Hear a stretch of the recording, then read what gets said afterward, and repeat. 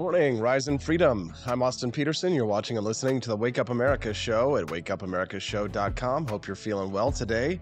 Well, it's kind of like my Friday, so I'm feeling amazing because I'm taking a few days off. And by taking a few days off, I mean busting my ass for the next 4 or 5 days, driving to Athens, Tennessee and back and beginning production of my brand new, very first feature-length documentary titled Bleed American, The Battle of Athens. I'll be traveling with my lovely wife, Stephanie, to head down to Athens, Tennessee. They're having a festival this weekend on Saturday to commemorate the 77th anniversary of the bloody conflict which ensued after the Democratic political machine had been stealing ballots and murdering the townspeople who resisted for a number of years in the 1940s.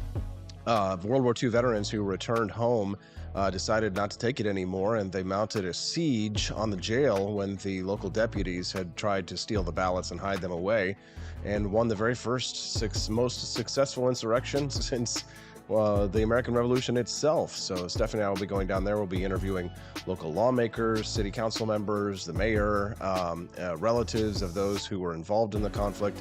And we do have people on both sides of that conflict. So it should be a fascinating documentary. I can't wait to reveal it to you. But I will be out there. Will be no show for the next few days. What do you mean, boo?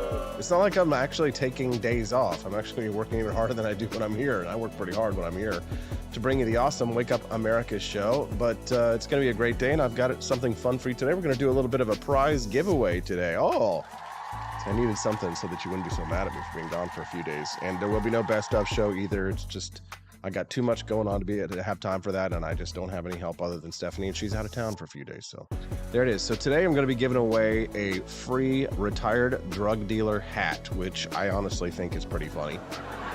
Looks like one of those veterans hats. So, like Richard, who's watching us right now over on Rumble, he's an actual veteran. See, these hats are usually really good sellers because I think obviously people get the joke, but we get people who are retired pharmacists that like this hat, retired drug dealer, and then we get people who, are retired from drug dealing. It's a good hat for them. So here's the thing. In order for you to win today, we're going to accept two forms of currency. One is if you become a monthly subscriber to the show today, then you are entered to win the drawing. And if you do a super chat or make a donation either on Rumble or on YouTube, we do have monthly subscription plans available for people over on Rumble as well, and on YouTube. So if anybody joins today, then you are automatically entered to win. And it's a good deal because, for example, over on Rumble or on YouTube, like the lowest levels are like $2 and $5. So you could, in theory, subscribe for 1 month, win the hat today, and then unsubscribe, and then it's a $20 value for $5 or $3 or whatever it is that you subscribe for. Now, it would be nice if you didn't unsubscribe. We do, of course, have to fight attrition all the time, but you know what? The rules, the rules. So, today's the day if you want to win a cool, free, retired drug dealer. Well, I say free, but you do have to become a member, so it's not exactly free, almost free, retired drug dealer hat. Then make a super chat today of any amount or become a monthly subscriber, and everyone who does is entered in to win, and I'll give that away at the end of the show. So what do you think, huh? Fun stuff, right? Good morning to all of our friends here who are joining us. You can text the show today with your thoughts if you think that we're missing any stories at 573-319-1586. That's 573-319-1586 if you'd like to send us your thoughts on the news of the day, something that you think that we've missed, or a story that you'd like to cover, or just have your opinion heard. Then if you text us today, then we will make sure that your voices are heard. So and don't forget, we will be running this promotion all morning. So for the next 2 hours, we're doing the giveaway. So anybody who does a super chat or becomes a monthly subscriber is entered in to win. Okay. Let's see. So paddleboarder missing near Obama's Martha Vineyard estate found drowned. Something is definitely sketchy about that. Obama's personal chef out in Martha's Vineyard was found drowned in a pond near their house, paddleboarding. We're going to talk about that and some of the mysterious circumstances surrounding this death in just a few minutes. At 7:18 this morning, there's a story that's just everywhere I was looking this morning when I was reading the news. maybe it's a PR firm that was publishing it, or maybe it really is just naturally a popular story. People are talking about it, but it's an article that I read from the New York Post and in a few other sources. 8 habits that could add up to 24 years of your life, according to a new study. So, whether or not it's actually just a PR piece from somebody who's trying to get more attention for whatever their workout plan or something, I don't know. But I thought it was interesting, and these are some simple habits that you can add, and some of them that I definitely need to follow. But yeah, we'll talk about that this morning at 7:23. Then we get into the juicy stuff at 7:35. Florida Governor Ron DeSantis and Republican presidential candidate is under fire for comments that he made about slavery, specifically that slaves learned skills that they can that they so they learned skills while they were slaves that they could use when they were freed.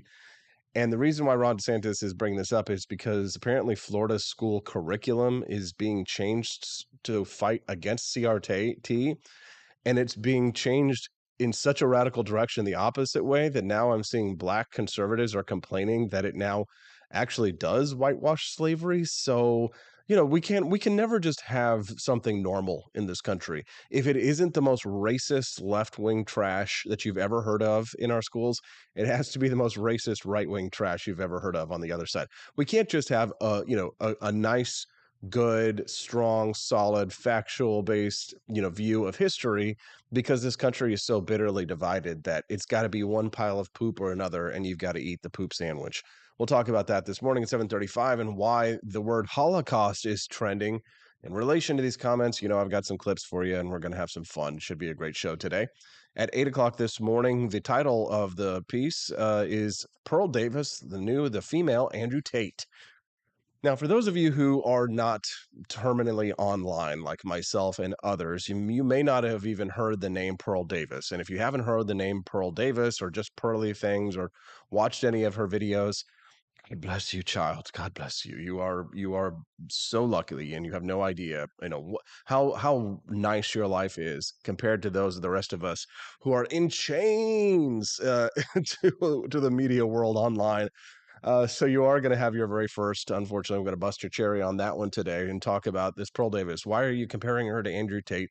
Well, that's because the media is doing that, and we're going to talk about what that would mean. So you have to first know who this person is in order to know what we're talking about. So we're going to get into that this morning. It's going to be interesting.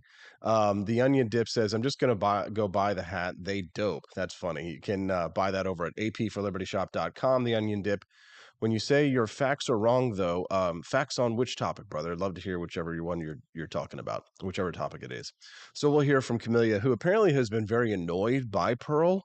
And she's when Camellia tells me that there's something that's really bothering her, deeply troubling her, or she's really annoyed by someone, she probably thinks to herself, "Oh, I'm just going to talk to Austin about this thing that really annoys me." And then for me, I like to make a whole big deal about it and then turn it into a segment for the show because, well, frankly, people like myself thrive on conflict and drama because that's what a show is. It's drama and it's conflict. But my friend Ian Howarth, he's the British expat, now lives in Nashville, who well, I guess I could say his title keeps changing so often that I'm just not going to say it. But he's been on the show a few times, and apparently he thinks that conservatives who are in a tizzy over the Barbie movie is a grift. And so, as somebody who must have grifted yesterday when I talked about my review of the Barbie movie from seeing it over the weekend, I guess I'm a grifter now these days. So we'll have Ian on here today at 8:30 to explain why I am a grifter. Should be fun. Stephanie's already got an opinion on Pearl. We've been watching some of her videos online. Sarah Palacios, she says Pearl is fun. Sarah Palacios says, I do not care for her personally. Sarah Palacios says that Camellia is better than Pearl. John says Pearl is interesting. So see, there are a lot of people who do know who Pearl is. But some of you who might be tuning in might not have any idea. One Patriot Listener 1 says, morning rumblers. Good morning, Patriot Listener. We appreciate you always joining us in the morning. It's nice to see our regulars here like Will Run Riot, Nathan, Bellar, the onion dip, all joining us here. Okay, I got you, onion dip. You know what the problem is with text-based communication is it's really hard to tell if somebody is sarcasm, right? There's no font for sarcasm, so we don't really know when somebody is actually being serious or not. Whenever you look at text written on the internet, you unless somebody has really made it obvious that it's satire or it's sarcasm, it's damn near impossible to tell, which is why people get so confused and they fight like crazy on the internet because everybody thinks everybody else is either being serious or what have you. It's too easy to troll. You can text the show today at 573-319-1586, and we will hear your thoughts on the news of the day. All right, let's start with the top of the show today. The paddleboarder missing near the Obama house. Obama's personal chef drowned while patter. Austin, wake up! Drink some more Franklin's electric elixir. The Obama personal chef drowned while paddleboarding near the former president's Martha Vineyard estate. Authorities confirmed on Monday afternoon that the body of 45-year-old Tafari Campbell was found in 8 feet of water, about 100 feet from the banks of the Obama's property on Edgartown Great Pond. I need like a conspiracy sound. Remember that squirrel? What was the conspiracy squirrel? It wasn't a squirrel. It was like a hamster or something like that. It was like the dun dun dun, and then was squirrel was like, or the hamster or prairie dog or whatever it was like. Does anybody know what I'm talking about here? Please, for the love of God, please tell me I'm not crazy. Campbell previously served as the sous chef in the White House kitchen while Barack Obama was in office and hired to be his personal staff when his term ended.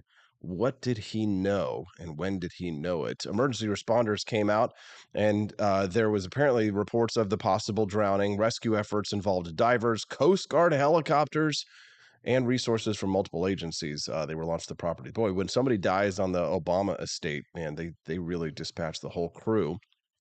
They discovered his body at 10 a.m. on Monday using sonar scanners deployed from a boat. I mean, this was a big deal. The Obamas were not home at the time of the incident, police confirmed. Sure, they weren't there. Yeah, I believe it.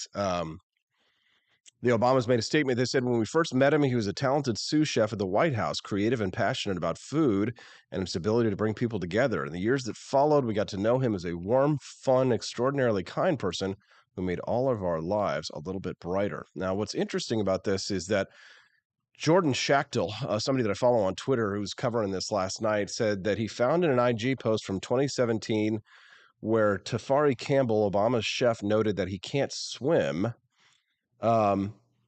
He drowned while reportedly out paddleboarding with an unnamed person.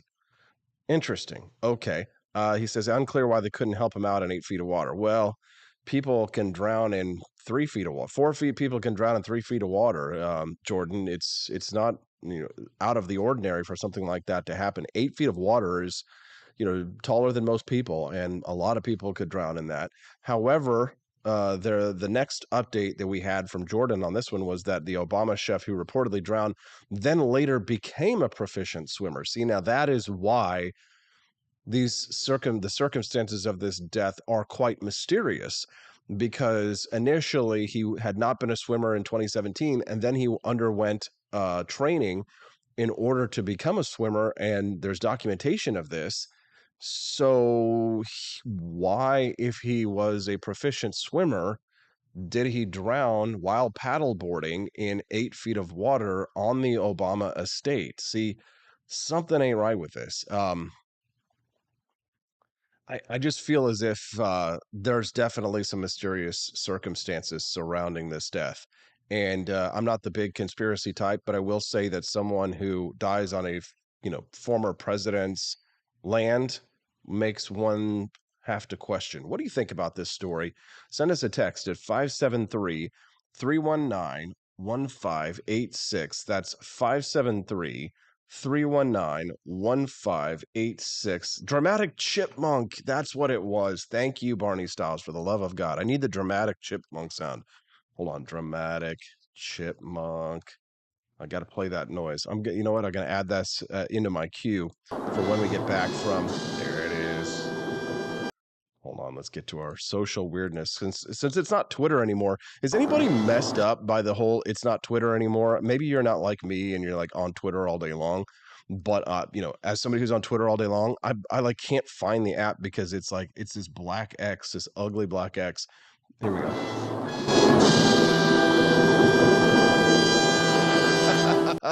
There it is. I need to add that into my rotation for my sound effects. These things are all getting a little bit stale, don't you think? How dare you? How dare you? Oh, and panic.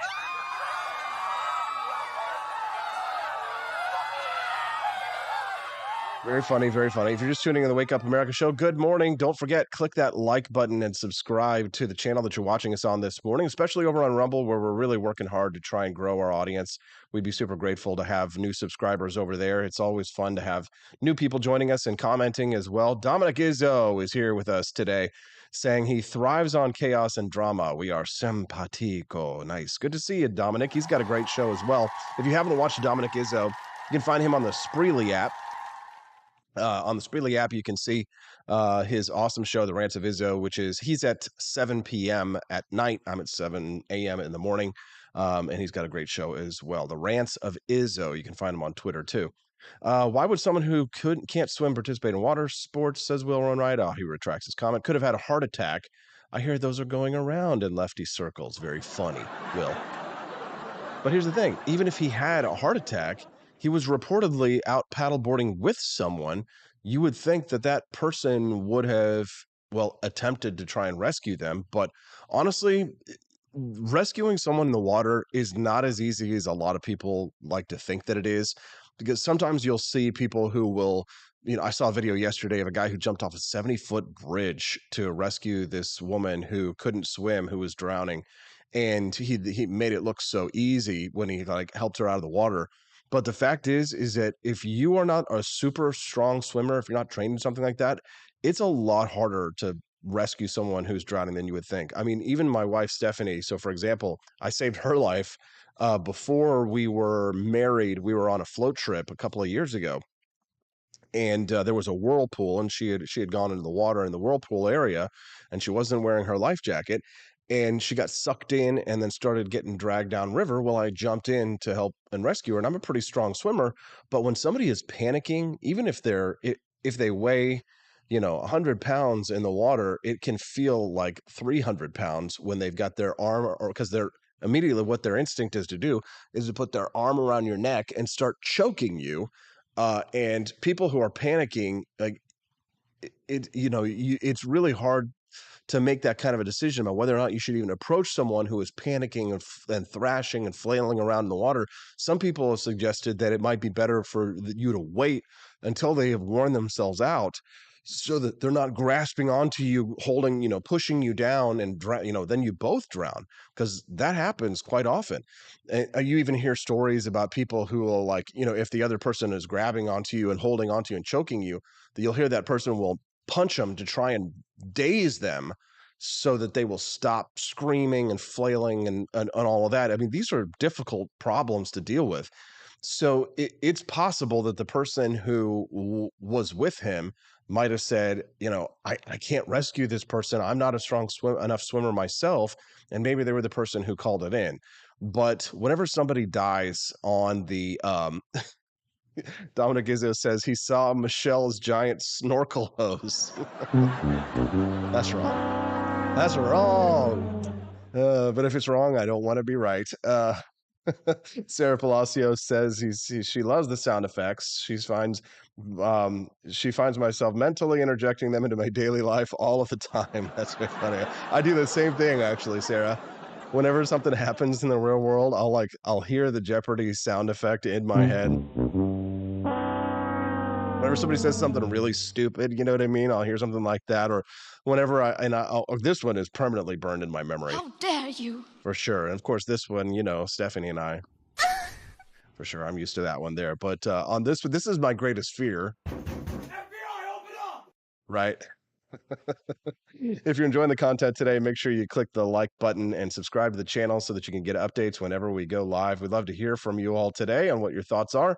Miss Wren is over on the live stream. She says, my hometown had a teen die saving a friend who was drowning. Yep, friend survived, but the guy who saved him didn't make it out. That's more common than you would imagine, than you would think. Rare Camellia says she's fascinated by what's going to come out of this with Elon, talking about the Twitter rebrand to X. I find myself mental injecting excuse me. She says this is something he's been wanting to do for decades. No, I totally get it, but it's first of all, somebody's yesterday made a really good statement that the new X logo looks like a billionaire's retreat for like one of those like Bolivian bordellos that only caters to like high-end clients that are looking to, engage in the kind of behavior that the Sound of Freedom movie was about. You know what I'm saying? Like if you look at that X, like that's exactly what it looks like, to be honest. Not a big fan of the X branding, but it is what it is. Don't forget today that we have got a giveaway going on if you haven't already. Anybody who drops a super chat today will be entered in to win the free, or I guess I say the for a price, the retired drug dealer hat that we're giving away today, shipped to you for giving a super chat or for becoming a monthly subscriber. So anyone who is interested in winning the hat today, all you've got to do is either make a super chat of any amount or become a monthly subscriber to the Wake Up America show, and we will be giving away the retired drug dealer hat to one of the lucky winners. Katie556 is correcting me on my own show. She says that she thought that the sound effect was from The Price is Right. Yep. Yes, thank you. I was wrong. What did I say it was? Jeopardy? I can't remember. Anyways, you can text the show today as well and let us know your thoughts on the news today at 573-319-1586. Quantum Kitty joining us here today. Nice to see you, Quantum. Such a great name. All right, let's move on to the next topic before we get to why Ron DeSantis is under fire for some of his comments on slavery. We'll get to that in just a moment. And we're going to talk first about 8 habits that could change your life and add 23 years. But before we do, real quick, let's get to one clip that we have of the President of the United States listening to the First Lady of the United States. Joe Biden was about to declare war on Russia and China, but then something happened. Take a look.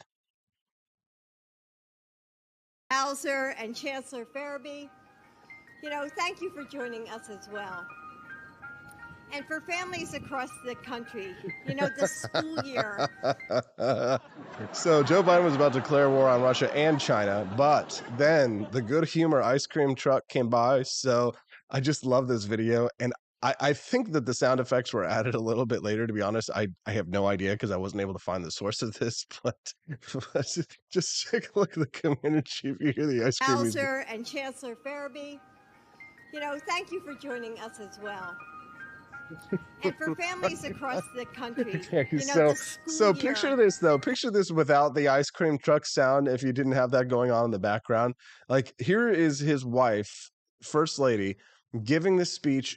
It sounds like she's at the end, and we're not talking about a situation where it was like 9/11, where George Bush is standing there and there's like, some national security thing. It's not like, there's nobody's whispering in Joe Biden's ear telling him that he needs to leave, unless you're talking about some voices in his head, in which case, like, we are talking about dementia here. But here he is, he's looking out at the audience, and now watch. He just Hauser and Chancellor Farabee, thank you for joining us as well. It's just like he gets this idea in his head, and he's just, the school year. I'm gone. Hauser and Chancellor Farabee. But I just love us as well. I just love the ice cream truck sound on this one. I think it's inserted in there as fake. Somebody actually went in and inserted an ice cream truck driving behind the president. I couldn't find that video again. I should have saved it. But then so you can see him actually following after the ice cream truck, which is pretty damn hilarious. Did you hear they rewrote the racist ice cream song? I have no idea what that is. Oh, Turkey in the Straw. Oh, that's right. Turkey in the straw, ha ha ha. Turkey in the hay, hey hey hey. Da da da da da da da da da da da. All right. Yep, you said Jeopardy. Is that what I said, Katie556? God, I feel stupid. I'm an idiot. No, God! No, God, please, no! No! Katie556 says that I think I saw some guy say that his wife would like to see his subscription to X.com on his bills. That's a really good point there. Katie 556. We appreciate that. The 25th Amendment. No idea. It's not coming to me off the top of my head. All right. Before we get to Ron DeSantis and why he's in hot water and Holocaust is trending this morning, can we please just talk about something a little bit lighter? I know that it's a lot of darkness out there, but we try and bring you a little bit of fun things and maybe some news you can use and some stuff to help you, to inspire you to live a better life. A mind-blowing new study published in the journal Sexuality and Culture. Sounds kind of sexy. This is researchers from Missouri State University, my alma mater. The reason why I decided to choose it, they conducted interviews with 78. Wait a minute. This is the wrong. Oh, this is a story. Okay, Austin, you idiot. Good God. All right. This is the wrong story. I had. Great sex can happen if you have these three things, say experts. Oops. Bad. That's not the story that I want to get to. I'm putting that story in there for later, though. If we have time, we will get to that. Great sex. Yeah, but that's not what I'm trying to get to. It's a little bit early for that this morning. These are 8 habits that could add up to 24 years of your life. How about great sex? Oh, God. All right, Austin, come on, wake up. Apparently, there's 8 simple rules that you can follow to add years to your life. Some simple, healthy habits by middle age, that's me, that will pay dividends in the future. This is according to a new study, wrong study, right? This is the right study. This presented by the American Society for Nutrition. Researchers studied data from 700,000 U.S. veterans, observing how their life expectancy shifted based on the number of healthy habits they adopted. They found that on average, and this is pretty stark, that embracing these habits increased males' lifespans by 24 years and women's by 21 years. That is a huge disparity. In terms of, each individual gender's life. Matt Mahler says, fire your producer. Yes, exactly. Thank you. I'm fired. So they were surprised at just exactly how much could be gained with the adoption of 1, 2, 3, or all of these 8 lifestyle factors. Some of these are pretty obvious, and you just need an excuse to say, hey, come on, let's get on the boat and do it. But the research findings suggest that adopting a healthy lifestyle is important both for public health and personal wellness. The earlier, the better. But even if you only make a small change in your 40s, 50s, or 60s, it's beneficial. So for me, being 42 years old, these are the habits that could add a lot of time to my life. 1, being physically active. Thank God for martial arts. That one definitely is good. Being physically active. Last night, Stephanie wasn't home, and I still did our karate class for an hour anyway. I wasn't working myself as hard as I probably should be, but at the end of the day, I have been mostly consistently doing about 3 strong exercise sessions a week. Try to go for 2 walks a day. I work from home, so the temptation is always to just stay inside and to kind of just be in goblin mode, and never leave. But try and get up, walk, take the dogs out, go for a little walk, get some sunshine, feel a lot better. Then you kind of come back with a little bit extra energy. So, just adding some kind of physical activity.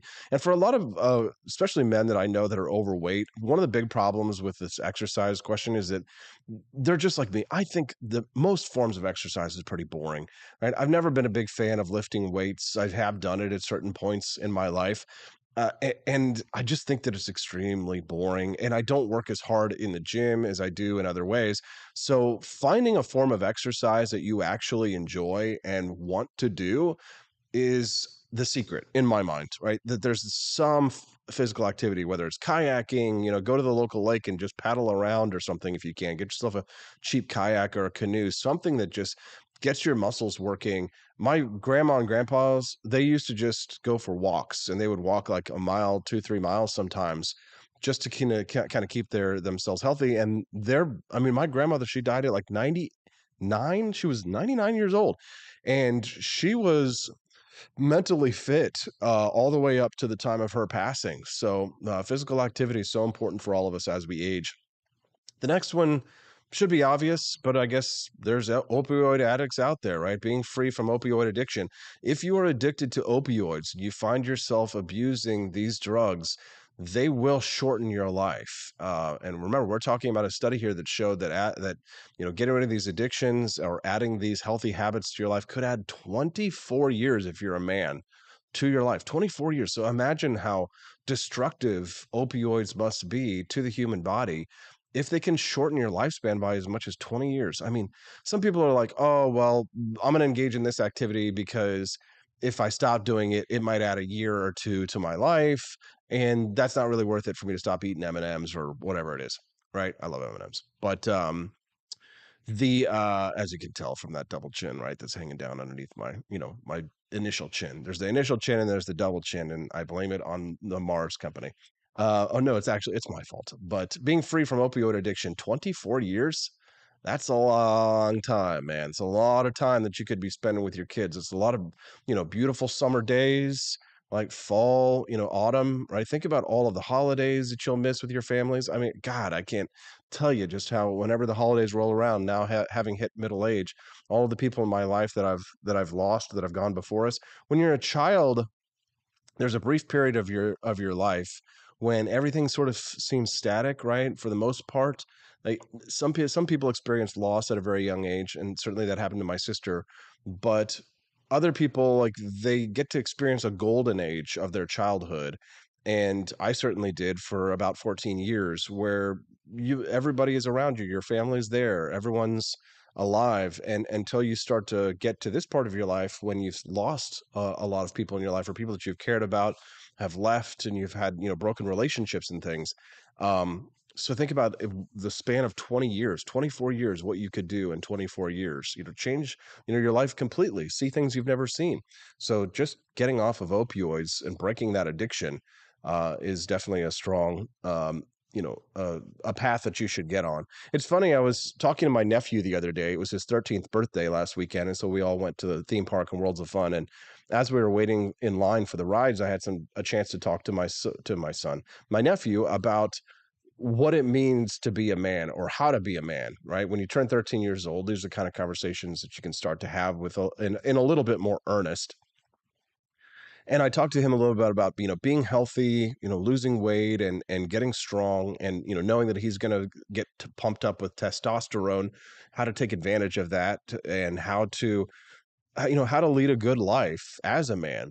And it was funny because people were, I told him, don't do drugs as one of them. And it was funny because I saw people online when I talked about this, and I said, don't do drugs. And I also said, don't chase women. We'll talk about that maybe later with Camellia.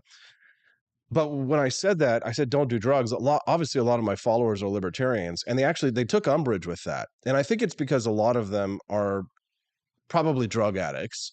And they think that, that people, it's fine to do drugs. Well, for some people it is, but I think for most people it's not. And if you're addicted to opioids, for example, I know a lot of people who are addicted to opioids who are struggling with pain. And I'm not saying that it should be banned. And obviously, I want to end the war on drugs and allow adults to be able to pursue, pain medications if they think they need them. But the reality is that you could live 24 years longer if you get off of those drugs. Now, the question is, what's your quality of life for those 24 years if you're in crippling pain? Well, that's a different question entirely.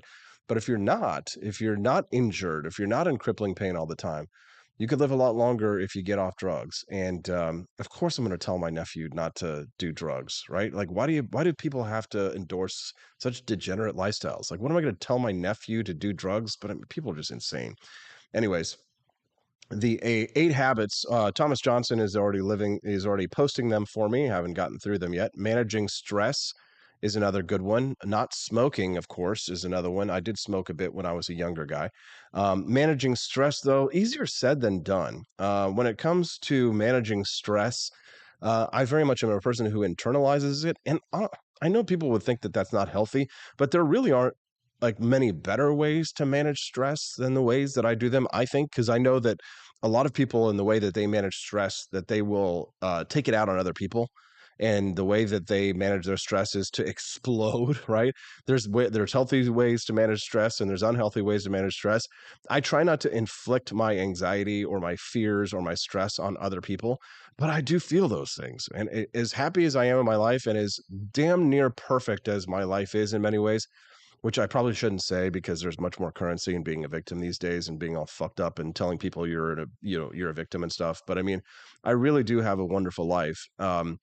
But it's not a perfect life. Like there are stresses and there are anxieties, and I worry a lot about money and whether or not I'll be able to afford a child and whether or not I'll be able to make the mortgage payment the next month, just like anybody else does, right? Especially if, the one thing that really gets my anxiety going is knowing every month that healthcare bill is going to come in because, of course, I pay directly for my healthcare because I don't, our healthcare is usually tied to our places of employment. Of course, my employment is you, right? Getting up every morning and doing the Wake Up America show, and I'm taking a huge risk on this documentary. I'm really nervous about that. So this anxiety and this stress, you don't want to hear about that, right? I mean, like to a large extent. I mean, for the most part here, I don't talk about my problems or my personal problems on the Wake Up America show. Maybe you would find that interesting. Maybe it would be good content. But the fact is that like all of this stress and this anxiety, finding healthy ways to manage stress, is one of the secrets to living a good life and apparently living even longer.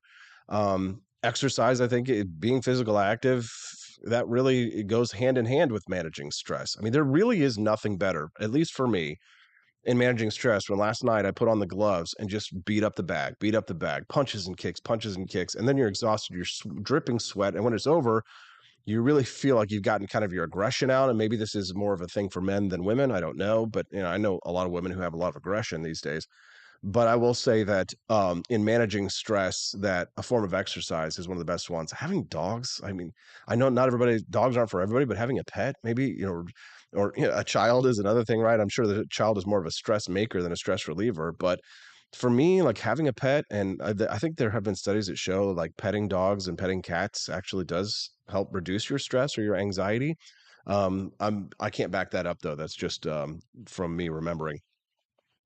When it comes to having a good diet, this is one that I obviously struggle with. Duh, right? I'm definitely the fattest I've ever been, but I'm also like the muscliest I've ever been right now because they say that if people who work out also tend to eat healthier because they don't want to crash all their results at the gym by eating like crap. But that's not me. I'm like, I work out really hard, do lots of push-ups, lots of punches and kicks and exercise, but I have a terrible diet. And it's because I say to myself, well, at the end of the day, if I did get hit by a bus or if I drowned in Obama's pond while paddleboarding, then at least it's my guilty pleasure, like having good food, right? Delicious steaks and eggs and M&Ms and cheeseburgers and Cokes and all kinds of stuff. I don't drink a lot of soda, but I mostly the way that I drink my soda in order to cut down on calories is I'll get the frozen Coke, right? Or the frozen Baja Blast Mountain Dew at Taco Bell. Oh my God, so good. Ice cream, so good. Yum, yum. Ice cream, so good. Yum, yum. Those of you who know that it is, I think. I was actually not gonna lie, I'm tempted to do an AI segment for the Wake Up America show. Do you guys think that I should? We'll just do it as a fundraiser for the documentary, where you guys have to like pay, and then I do the response to whatever it is, and it's just me as an AI. Ice cream, so good, yum yum. Ice cream, so good, yum yum. Do you guys know what I'm talking about here, or am I going crazy? You guys don't live terminally online like I do. If you're just tuning in to the Wake Up America show, we're glad to do you here. Send us a text at 573 319 1586. That's 573 319 1586. Will run riot this morning. He's got a healthy habit going. He says he's pretty much at his weight bench listening to the show. Paused to make this comment. LOL. Good for you, bud. You love to see it. That's a sign of right-wing extremism. He also says, especially when I got a French press of Franklin's Electric Elixir waiting for it after. Oh, dude. I got me some Franklin's Electric Elixir this morning. It's electric. I actually do think that a totally AI show would be fun. Elizabeth Press, that's not a bad idea. And a Bananarama's here with us. She says that if your child is a stress maker, you're doing it wrong. Good to know. Okay, Trace says, do you fast? No. I will say that I have fasted before, but I'm not currently doing it. People are like, what are you talking about with the AI? I think I should do the AI. The more you guys are saying no, the more I feel like I should. Excremism. No NPC TikTok. I think it would be a good idea because, at the moment, we're we're not following the trends, so we should follow the trends. We'll talk about that a little bit later. All right, so more healthy habits you can add 20 years plus to your life. Next one is not regularly binge drinking. What qualifies as binge drinking, though? So I think probably 4 or 5. So on the weekends, 4 or 5 beers is not uncommon for me. As you know, again, as you can probably see from the quality of my skin. But honestly, I do think the it's electric. Deet, deet, deet, deet, deet, deet, deet, deet, deet. Not regularly binge drinking is another way to add 20 years to your life. But is it even worth it, for the love of God? Is that 20 years that you could have spent, not drinking? Is it really worth it at this point? For God's sakes, I've already done the old man thing and switched to those skinny beers that have fewer than 100 calories in the can. What more do you want from me? What more do you want from me? But you know this one. Having good sleep hygiene. Boy, that was one that I fight with. But Stephanie and I are pretty good about it because we're out of bed at 4:30 in the morning. Having good sleep hygiene generally means just having a good schedule and sticking to it when it comes to your sleep. So having good sleep hygiene means that you will have a good sleep schedule and you will maintain it. Now on the weekends we do sleep in, and they say you're not supposed to do that, but I'm not getting up at 4:30 a.m. on a Saturday. I'm sorry, but it's just not going to happen. Okay, I'm not getting up at 6 a.m. on a Saturday. It does sometimes happen, but I'm sleeping in on a Saturday, for the love of God. All week, 5 days a week, I'm getting up so early. But you're supposed to keep your sleep schedule on the weekends as well, so that you can get used to it. But it is what it is, right? So having good sleep hygiene, we try and get to bed. It's like 8 o'clock is when we're supposed to be in bed in the evening, but that's usually when I'm like, all right, guys, let's go to bed. And then it takes us an hour to get ready and lay down. And then sometimes we watch some TV, and sometimes it's like 10 p.m. So sometimes I'm just feeling I need some electric elixir. I got to have the drugs, right? This drug is one that I'm addicted to. Only one that I won't, kill, say you should get off of it. Even though I know you probably should be off of caffeine. Too bad I'm not getting off of it. I'd rather die. Having positive social relationships. Now, that's probably the most complicated one for most people, especially because, as we know, when we get older, it gets a lot more difficult for us to have friendships and have friends. And if you don't live in a big city, I was just thinking about this the other day because Stephanie's been out of town, and because we're so tight, we get a little bit of separation anxiety whenever we're not around one another. So we're around each other all the time. So there's always somebody there, a companion, to be social with, and we genuinely enjoy each other's company as best friends. So the other day, for example, when I left my family at Worlds of Fun in Kansas City, I walked by myself from my car, from the park to the car, said goodbye to all my family, and then it was like, this is so weird, and maybe you'll identify, maybe you won't, but I just felt extremely lonely. One, because I was saying goodbye to my sister, my brother, my nephew, his. It was just very sad because normally then I would immediately turn to Stephanie, who would be there with me, and we have a nice little conversation as we walk together, right? But not having been alone for quite some time, making that walk by myself just felt very odd. And I started thinking about what would it be like if I didn't have Stephanie, or if, thankfully I know that, that she's coming home, or that I do have a social network of friends and things. But as you get older, when I was thinking to myself, I was like, well, what can I do while Stephanie's out of town? Is there anything that I can kind of do just to kind of see what it's, get used to being alone again to a certain extent? But when you live in a small town like Jefferson City, where do you go? Where's the public square? Where can you go and actually socialize with people?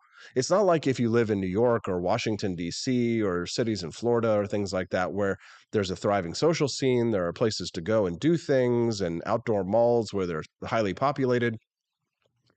There's nothing like that here. Like even in Columbia, which is half an hour north from us, like it's a college town and there's a bit of a social scene, but I mean, what are you going to do when you're middle aged? Like go and have a conversation with college students? What are you, some kind of creeper, weird? I mean, like listen, if you're single, like, go get them. But at the end of the day, like those aren't really the kind of company that you typically want to keep, right? You want to have peers. But once you reach this midpoint in your life, having positive social relationships with peers is not an easy thing to do. Now, Stephanie and I are thankful that we do have friends here in Jefferson City, so people that we socialize with, hang around with, and we're able to have healthy relationships. But in large part, it's because Stephanie and I are so connected to our community. So I guess that's probably the answer for a lot of people. Like if you are struggling with building positive social relationships, you probably need to get active with either a form of community service, for example, or getting connected with some of the social service organizations in your town in order to make friends and meet people. Or, for example, volunteering for political campaigns, getting to know your mayor, right? Getting to know the people who are in your town, getting to know you, getting to know all about you. Can you guys guess which musical that is from? First person to guess it wins 1,000,000 internet points. Buddy Mansour says, it's not good to be a stranger in your own community. Yeah, exactly. Makes a lot of sense. Uh, it's definitely a bad idea to not be connected to people who are in your community. So, Caleb Vanderfelt's here says, my door's always open. Beers in my shop are good for socializing. Good to know. See, there you go. Caleb Vanderfelt's lives in my community. These are the people in your neighborhood. The way to get connected in your community is to find, volunteering or find some, organizations that are active in your community and get plugged into them. So I'm very thankful that not only do Stephanie and I have friends in our community, but we're also connected largely in the community. And a lot of that has to do with my previous job as the radio host of this small town. But I still maintain those social connections. And there's people like Caleb Vanderfelt's and others who live here in Missouri, and a lot of our listeners are from Missouri, so we connect to them when I sometimes I run into them going to steakhouses around the community. So, Will Run Riot over on Rumble says that I've heard as long as you stay within a couple of hours, your sleep schedule doesn't impact it too bad. Just that's a good one. Good to know. It looks like all of our friends over on Rumble have a consensus. They say they absolutely think that I should do the artificial intelligence thing. So good to know. All right, so I will do that. Probably at the end of the show today, we will do an AI segment. For those of you who don't know, the artificial intelligence trend right now on TikTok and others is a live stream. Buddy Mansour got one. He won. You win the internet points. You said the king and I first, buddy. So you are the winner. The artificial intelligence trend is when you basically control me and as I am a non-player character. So at the end of the show today, we'll do an AI segment where you will essentially, by your super chats, will be able to tell me what to do, right? So if you send like a super chat and say, Austin, say ice cream, yum, yum, then I have to do what you say. Okay. So this is a trend. Some people say it's a fetish. But because Rumblers seem to be so excited about it and are definitely on board, then I'm definitely into it. So then we will do this at the end of the show today, where I will be your Liberty AI guy. So at the end of the show today, before we leave, we will take the last 5 minutes for you to control me. And I will be your NPC, meaning that you will, through your super chats and through your donations, you will be able to control everything that I say or do. Are we ready? Are we excited about that? Good. Glad to have you all here. If you're just tuning into the Wake Up America show, make sure you click that like button and subscribe to the channel that you're watching us on so that you can get updates whenever we go live. We've got lots of great content to come. Our friend Camellia Peterson will be joining us here in about 10 minutes. Talk about Pearl Davis. Is she the new Andrew Tate? We'll talk about that in just a few with the lovely Camellia Peterson. And then we're going to talk about who's the grifter talking about the Barbie movie. Ian Howarth will be joining us this morning at 8:30 a.m. to talk about the Barbie movie and why he thinks that conservatives who are freaking out over it is a grift. So we'll talk with Ian about that because he saw me talking about the Barbie movie for the last couple of days. And then, of course, at the end of the show today, as the Rumblers have demanded, all of our commenters, we are going to do at the end of the show today an artificial intelligence segment, an AI segment, NPC segment, where you will tell me what to do and I will obey your every command. It should be fun. All right, Ron DeSantis under fire for comments that he made about slavery. Everybody's talking about it. Jesse Waters ran to his defense. This is over the controversy that Florida schools, in abolishing critical race theory from their classrooms, have gone now hard right to try and say what some Black conservatives are saying, that they are actually whitewashing the history of slavery in fighting the teaching of critical race theory in schools.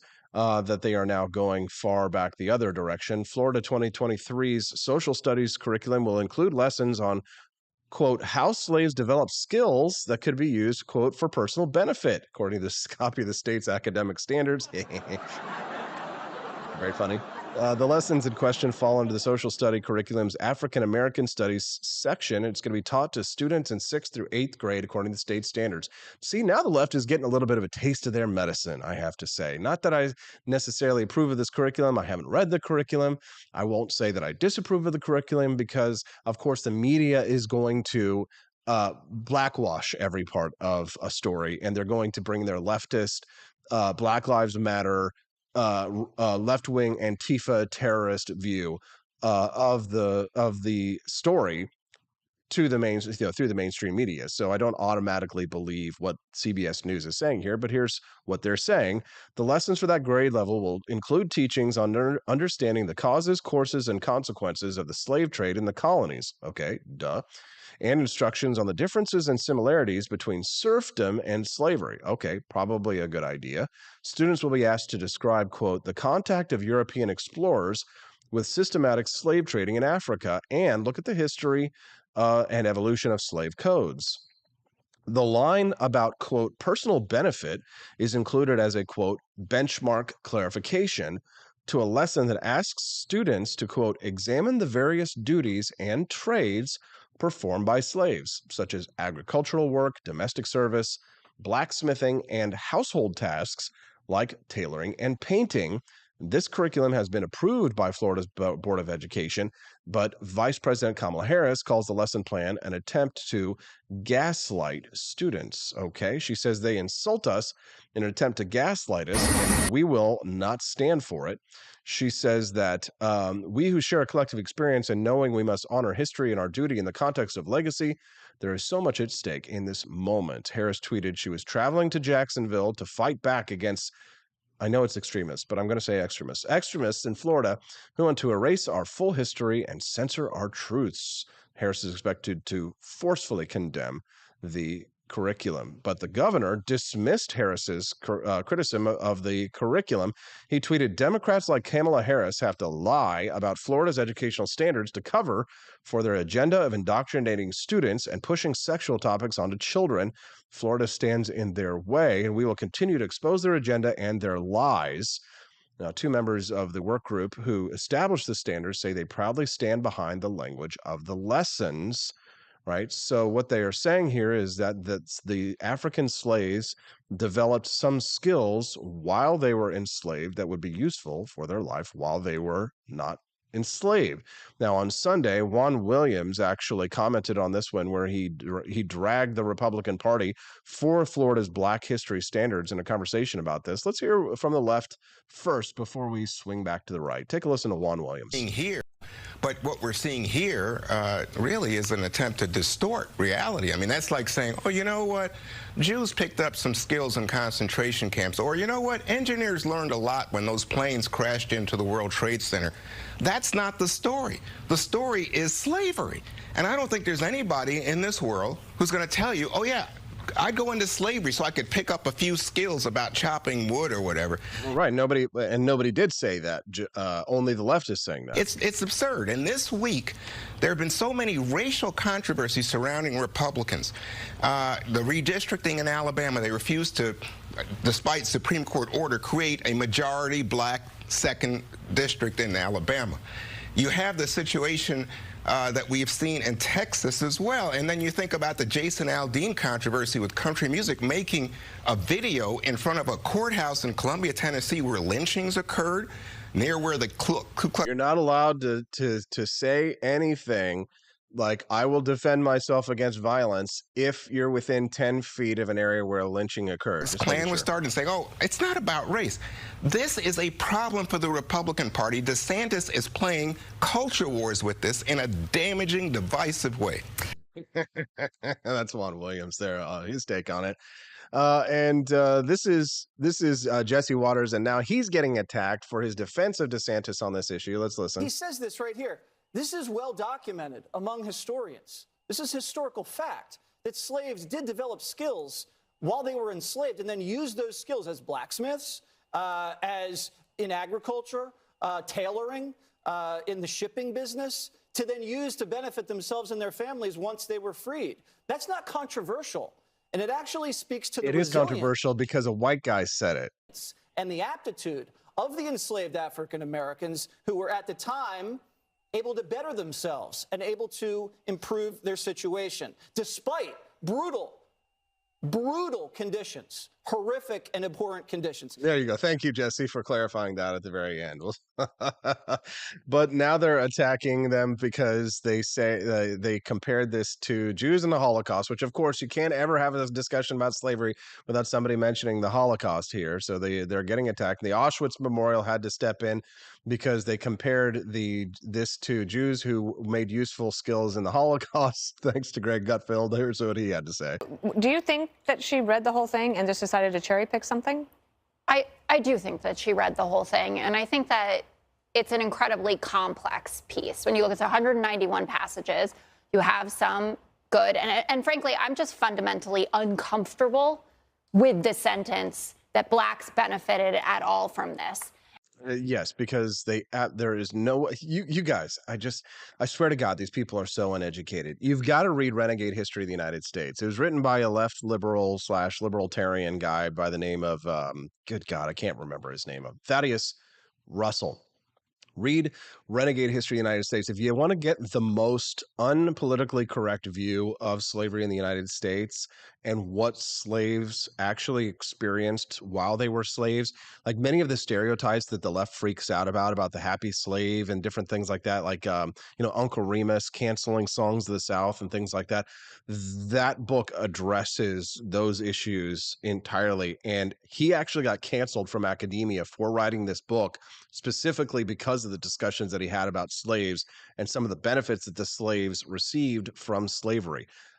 Nobody's endorsing slavery. No one is saying that chattel slavery is a good thing, right? They're just saying that there were slaves who received some skills that they were then able to use once they were freed. So we'll get into it in just a second, right? And it made me think, as someone, obviously I'm not black, but I'm Jewish. Would someone say about the Holocaust, for instance, Well, Jewish is not a race, is it?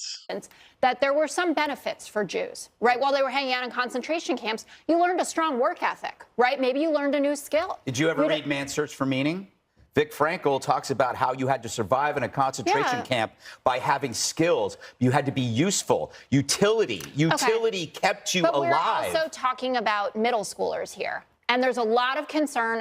So you want to move the goalposts here. Now, the Auschwitz Museum commented on this. They said, while it is true that some Jews may have used their skills or usefulness to increase their chances of survival during the Holocaust, it's essential to contextualize this statement properly. Viktor Frankl's observation about the specific situation in Auschwitz, which at some point became a camp that connected the functions of a concentration camp and extermination center, highlights how some Jews became registered prisoners and might have used their skills to gain favor or prolong their lives in that particular setting, yet it never gave them complete protection. That is true, of course, whereas the idea behind slavery was to keep them alive. The idea behind the Holocaust was to eventually exterminate them all. It's a longer discussion than you can have even in the short amount of time that I had here.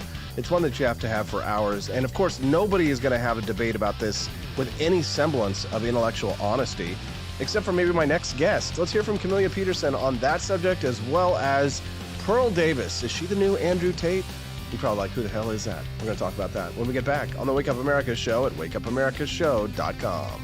Donald Trump and I approve this message Believe me, Austin Peterson is the best. He's got the greatest Wake Up America show I've ever seen. Whenever I tune in the mornings and watch the live stream, let me tell you, he has got the absolute best content. I love his guests. It's just a total blast to watch, and I highly endorse and recommend the Wake Up America show. It's terrific, believe me. Hello, my name is Kelvin. Welcome to Frenchy Bush. This is my Didi's website. Now I've decided to speak to you with my real voice for the first time ever to tell you about how cool Frenchy Bush is. But I've decided that this is the perfect opportunity to share with you. Frenchy Bush is a good website. You should follow us on socials. If you like Frenchies or any kind of bulldogs, me and my new brother George are going to try to make your life more fun. Hello, I'm George. My neck isn't really thick yet, but it will be. We are so glad you're here. Please ignore my floating eyeball. It helps me spot predators who might be approaching from the sides. Didi made Frenchy Bullshit to review things that he uses on me and my brother to tell you if it's good or bullshit. Take this collar, for example. Didi really likes it. Didi said it's really handy because us Frenchies got thick necks. Need something really tough. People think Frenchies are little, but if you look at us from below, you can see we are really pretty buff. Beefcake, yes. Look at my creamy thighs and chest. Yes, you like that? Big brother, please focus. Frenchy Bush. Please follow us for more great content and read the Frenchy Bush blog for more fun and cool stuff.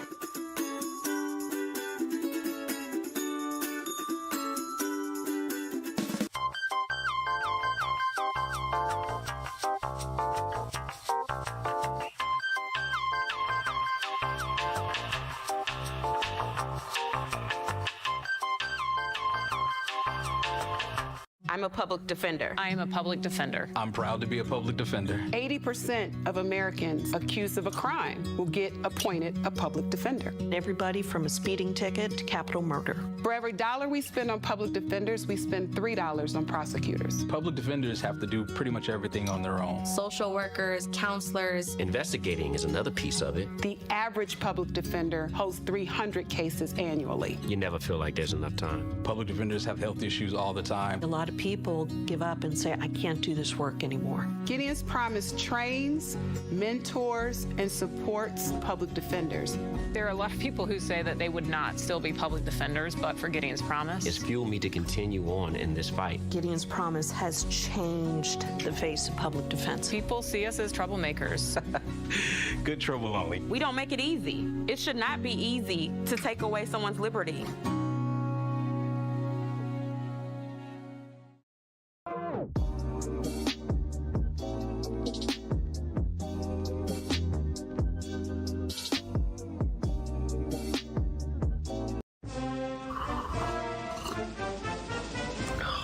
Tired of spending your hard-earned money on woke corporations that don't share your pro-freedom values? Fed up with sipping liberal lattes and progressive cappuccinos? Introducing Founding Flavors from AP for Liberty Shop. Get your day started with Washington's Revolutionary Roast. As robust and principled as the man himself, this blend is the shot of energy heard round the world.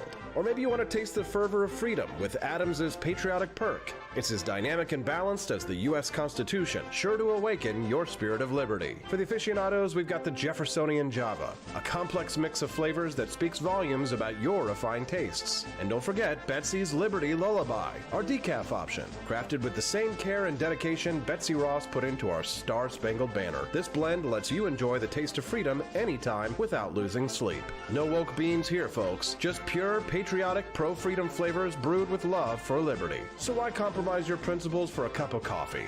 Stand up for your values, perk up your patriotism, and start your day the American way. Get your Founding Flavors at apforlibertyshop.com.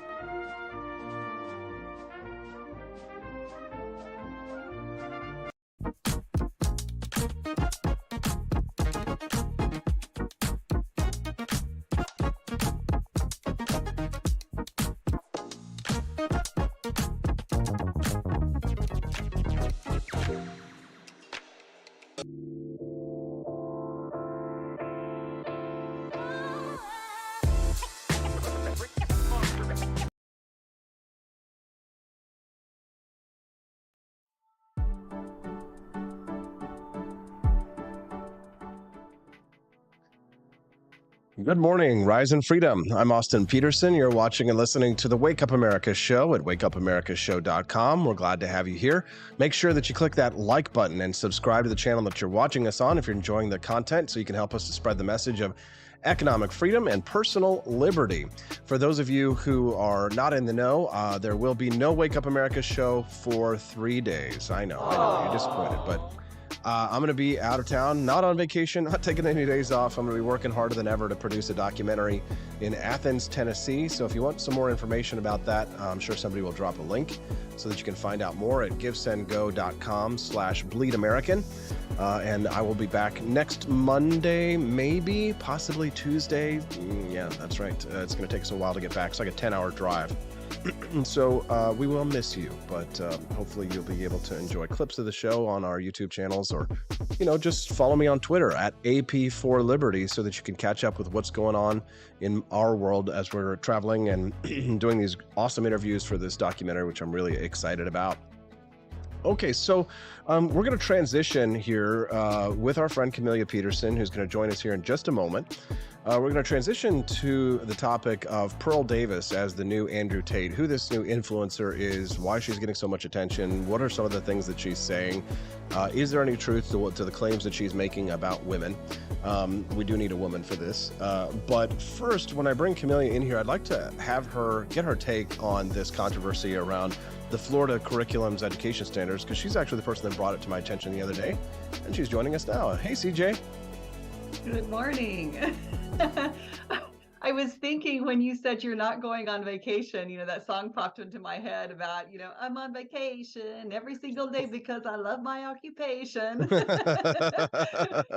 We Do all what like you your love, right? Never work a day in your life. Yes, for sure. We love your sweater there, Camellia. We will be sure to make sure that we say the correct "your" today. A good reminder. Yes, please. So CJ, you actually brought up this topic to me the other day before it exploded on the national scene, in terms of the curriculum standards in Florida sort of taking a far right turn after having abolished critical race theory in schools. Your thoughts? Well, I had initially seen this because a mutual acquaintance of ours from here in Missouri, who is a professor, and she's very libertarian. She also covers a lot of libertarianism and history in the context of how that affects Black people, and from that perspective. And she's written some books on it. And so I respect her opinion a lot. She comes from the right on this and with a libertarian bent for sure, but she had posted something and she had concerns about what she was seeing in this, as far as, did it go too far? Because we do see this tendency on the right that when you're pushing back against, CRT or, whatever it is, DEI, and like all of a sudden you're seeing everything through that lens, and you start overcompensating and everything is racist. Well, not everything is racist. That's the other side. But everything is, against you. And so you want to ban all of the books. Anyway, there's that tendency. So, I think that's what she thought was happening there. But then as I kind of saw some other people saying things, people who had initially thought that as well, but started digging into it, they were like, it's really overblown. Are there things that could be tweaked with it and made better? Yes. And, we're also talking about middle schoolers. They cannot cover that kind of history in depth. That it's just not going to happen. So a lot of it was like overthinking it, honestly. I think that, and somebody brought up the point, I thought this was good, when you're talking about what you're being able to teach in a middle school class, in this particular American history segment, it doesn't fit to talk about, how slavery was around other parts of the world too. Okay, there's maybe an argument there, but I don't think it hurts either. Okay, there it is. All right, let's move on to the next topic, if you don't mind, CJ. Pearl Davis. Now, I know that it's going to be a good topic whenever you DM me things from someone and say, oh, this person really is annoying, or I really don't like this person. And this is a person who you have DM'd me and thought that you were doing so privately, and now I'm telling the entire world that you have found to be quite annoying. Pearl Davis, she's an online influencer and really nothing else, right? But now people are just famous for being famous to a certain extent, right? Saying provocative things online and gathering 300,000, 500,000, a million subscribers on whatever, social network that they're on. Pearl Davis has been banned from TikTok, right? She is allowed on YouTube and certain other things. So, somebody being banned from a social platform is typically a sign that they might be doing something right. Right now, there are the Nick Fuenteses and things like that out there, but Pearl Davis has said things. She's made some claims, some things like this is one that let's start right here, where she says things like, Pearl bashes women who aren't virgins because the one thing they're supposed to be better at than men is purity. She does say she's not a virgin, but she wishes she could go back to when she was a virgin, but she shows no sympathy for women who might feel the same. She also claims that a man's cheating is a woman's fault.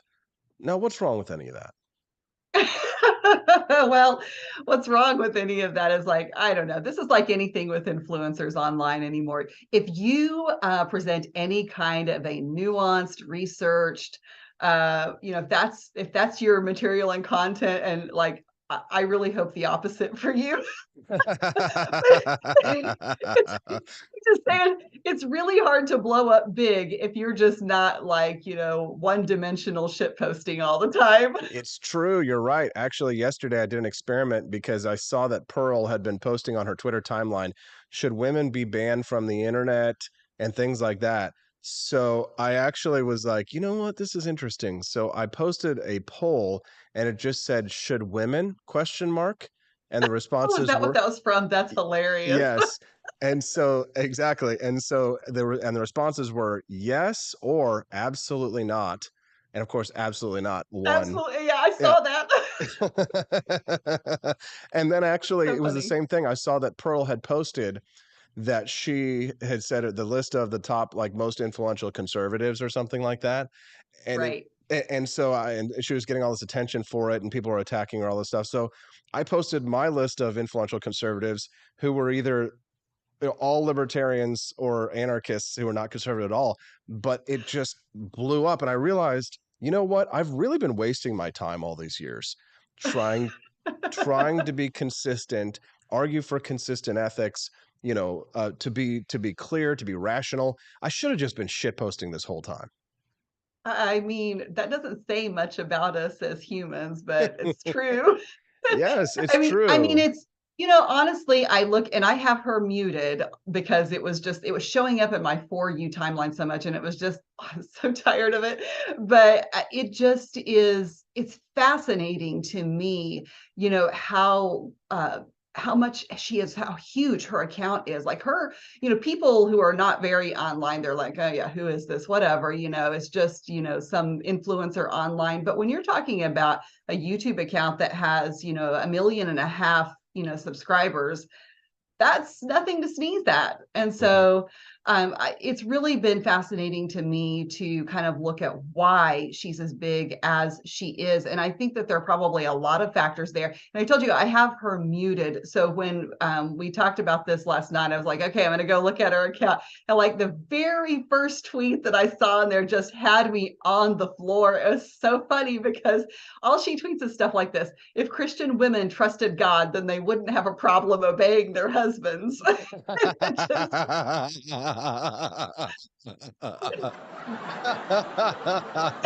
Stephanie over in the live stream says Pearl's background is in marketing, so she knows what's up. Yeah, I mean it's oh sure. Okay, yeah. That's well, and I think too, go ahead. She's found that just those triggers that appeal to people in the red pill community, so to speak, because she tells men what they want to hear and doesn't go into why or how or anything like that. She just says it. So she confirms their biases, and it's, and also they don't, because she's not,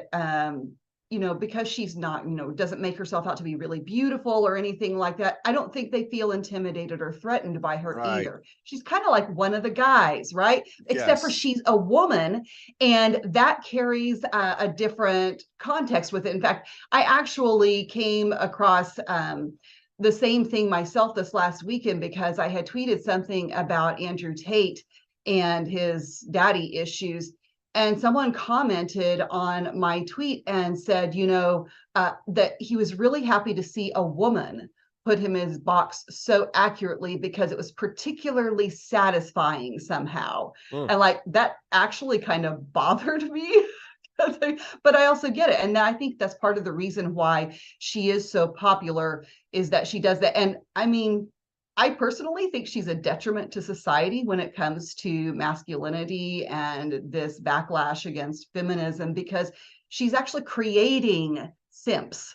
That is the opposite of the behavior. That's the opposite of what we want to do here. Well, it's funny because it's also supposed to be the opposite of what she's advocating for, right? And it's funny too Right. because if you think about it, anybody who listens to her who agrees with her should not be listening to a woman's advice or opinion on these things anyway, right?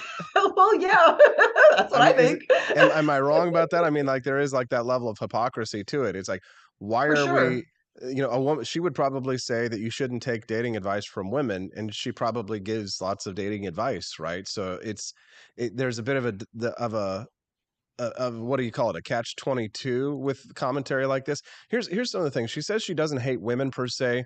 She just thinks that they shouldn't vote. They are happier as stay-at-home mothers, that divorce should be illegal, and that when unmarried women get pregnant, they themselves are almost always to blame. All right, let's break that down. We've already had the discussion about women voting, but when it comes to being happier at stay-at-home mothers, probably a lot of women really would be. I think feminism has probably sold women a bill of goods that staying home and taking care of kids is slavery, and it's not a way to live a happy life. But I think probably it's the source of a lot of women's misery that they went out and they tried to become men. Sure. I mean, I was a stay-at-home mom for a lot of years, and it just, I can remember it was offensive. All of the people who are like, "Oh, that's not a real job. That's not, you're just like you have it so easy because all you do is you just stay at home with your kids." I'm like, "Okay, babe, you come do that, for 24 hours a day and see how easy it is." But you were, I mean, like women there, especially for a period of time over the last 2 or 3 decades. Women who made that choice to stay home were kind of looked down on in society. And I think that that's where the TradCon movement has, the pendulum swinging the other way. There's pushback against that. Yeah. Another one of her claims here is that she says that divorce should be illegal. I think you and I have already talked about that, and we won't get into that. It's a little tricky. When unmarried women get pregnant, this is a good one. They themselves are almost always to blame. Other than like the case of rape, is there ever a situation, Camelia? Maybe I'm wrong.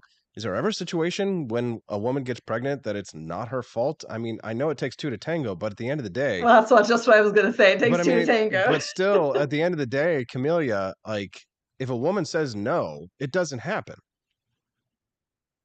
Well, sure, that's true. But I think that there is the flip side of that where the double standard where men want women to be celibate, but they also want to, sow their oats as well. So they don't like it when there are consequences to sowing their oats, so to speak. Sure, but again, like women control access to sex, men control access to relationships. I mean, other than the case of rape, I mean, are there things that men can do to prevent that? I think so. Yes, there are preventative measures. Right, but I mean, like, are you trying to suggest that, like, other than not that let's say that out of all the sexual intercourse that occurs on a daily basis in the United States, 99.8% of it is voluntary, right? If they, and the other percentage of it, like tiniest percentile is involuntary. But of those sexual interactions, they only happen because the woman allows it. I would agree. I just, but you're right that it takes two to tango. So men go into that, even when a woman says yes, men also go into that knowing the risk. Yes, to an extent, right? So she says, another thing that she made was during podcast, she said that she was asked to support her argument that women categorically pick violent men.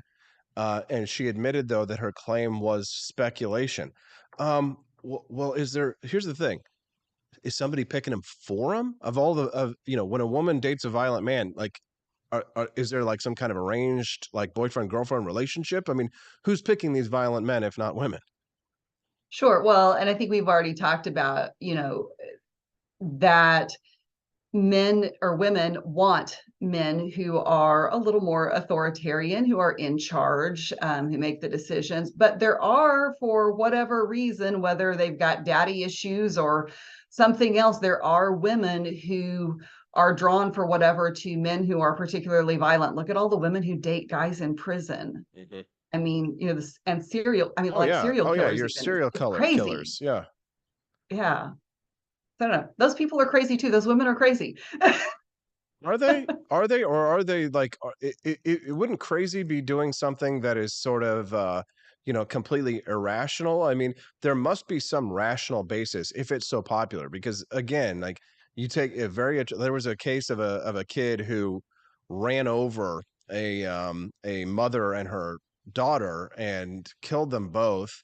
And he was like in a street racing incident or whatever, and he was a very attractive young man, and women were out there like advocating, let him go, release this guy, we've got to let him go.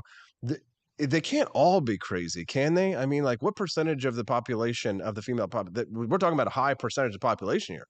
We're talking about nearly half of all females being certifiable here, Camelia. Are you sure you want to say that they're just write them off as crazy? There's got to be some kind of biological instinct for a reason why women are attracted to dangerous, violent men, serial killers. And well, hell, let's put men in the military or put men in the police force alongside of that. Those are violent men, are they not? I don't know if I would say that men in the police force are necessarily violent, carte blanche. I think they're capable of violence, but like every man should be, right? So I think that, I don't know, almost half of women being attracted to, the bad boys who are going to go to jail because they've killed somebody. I don't know about that, but I would say that it doesn't make sense even from a biological perspective, because women are not getting anything out of that. There's no, like, especially if you're talking about men who are in prison, what are they getting out of that other than that they are getting male attention? But there's no potential for, offspring or anything else. Of course there is. Eventually, you hope that they get out of prison, right? But I mean, like, that element of danger, there is some reason, some instinctual desire on behalf of women to be with aggressive, dangerous men. Um, I don't know that anybody has necessarily explained why that is. Probably it has to do with the fact that they feel like maybe they can change him, one, or that two, that he would be aggressive and violent to everybody but her, and therefore she would exist underneath his sphere of protection. Right. This is why, tribal chieftains and warriors typically have first access to the ladies in the community, because, they make you feel safe. Right. And that's why women like men who are bigger than them, stronger than them. And that's probably why a lot of women really like Andrew Tate, wouldn't you say? I would say so. I think that's true. I mean, he is a violent person. I mean, if you've seen any of the videos that come out, yeah. I mean, he beats women on camera, and he advocates that you should beat women. And I mean, he said this specifically. Yes. That, that you should beat women. His argument is that it's all consensual, and there have been women who have come out and said that what they did in these videos was consensual. However, some other women have said not so much. Right. And I think a lot of Andrew Tate's issues, and I know that he has, he is popular because he has said some things that fill a real need for men right now in this particular point in time in our culture. And a lot of men have not been growing up with good father figures. And the irony is that Andrew Tate had a terrible father figure, and he has said so. And you can see how it affects him even today, because his way of compensating for that has been women and money. And as if that's everything that there should be. Now, he also recently converted to Islam. And so you will see actually Pearl on her page defending, because I kind of think in a lot of ways she's riding the coattails of the Tates. And, Sure. She's done things with them as shows and things like that. And basically, parrots a lot of their talking points. But she is on there saying, well, for all of you people who are criticizing Andrew Tate, you know, I don't see you giving all this money and doing all these good things. And so she posts this video where, you know, the Tates and their organization are doing something in some Muslim country. I can't remember where it was now, where they're basically giving food to people. And it's not that people who have an unhealthy way of dealing with life are not capable of great good, because I think there are. People are complicated. But I do think that Tate comes out with almost the opposite, not the opposite, but almost the opposite of what men really need to hear. It's very one-sided anyway. Maybe that's it. It's very one-sided, because he posted something the other day that I actually thought was really heartbreaking. It makes me sad. And he said, most of you will never make your fathers proud. Not truly, not deep in his heart. And he said, it's only victory in battle that can do that. It's evolutionary. He said, your dad pretends he's proud of your e-com store while wishing you were a champion. You failed. Cowards. I mean, if you cannot see like the big daddy issues going on there, I mean, what is he, you know, what does that bode? He has a son. That does not bode well for his own son. What is his son going to be able to do to please him? Is that Andrew Tate? Yes. Oh, he has a son. So I no, believe so, that yeah. you know what, that I feel that on some level. I will say that, you know, there was you know, I have gone in my life, I have gone out of my way to try and please my father, right? And to try and to excel and to exceed expectations, in large part because of him and solely him. So, you know, even though I have a healthy relationship with my father, and I have a good, healthy, strong father figure, actually, Mario was talking to me about that the other day. We were when we were talking about what it meant to be a man, we were talking about his relationship with his papa, and you know, I was kind of telling him how lucky he is, because of course his own father is in the Honduras. And he spends all of his time when he's not with his mother with my dad.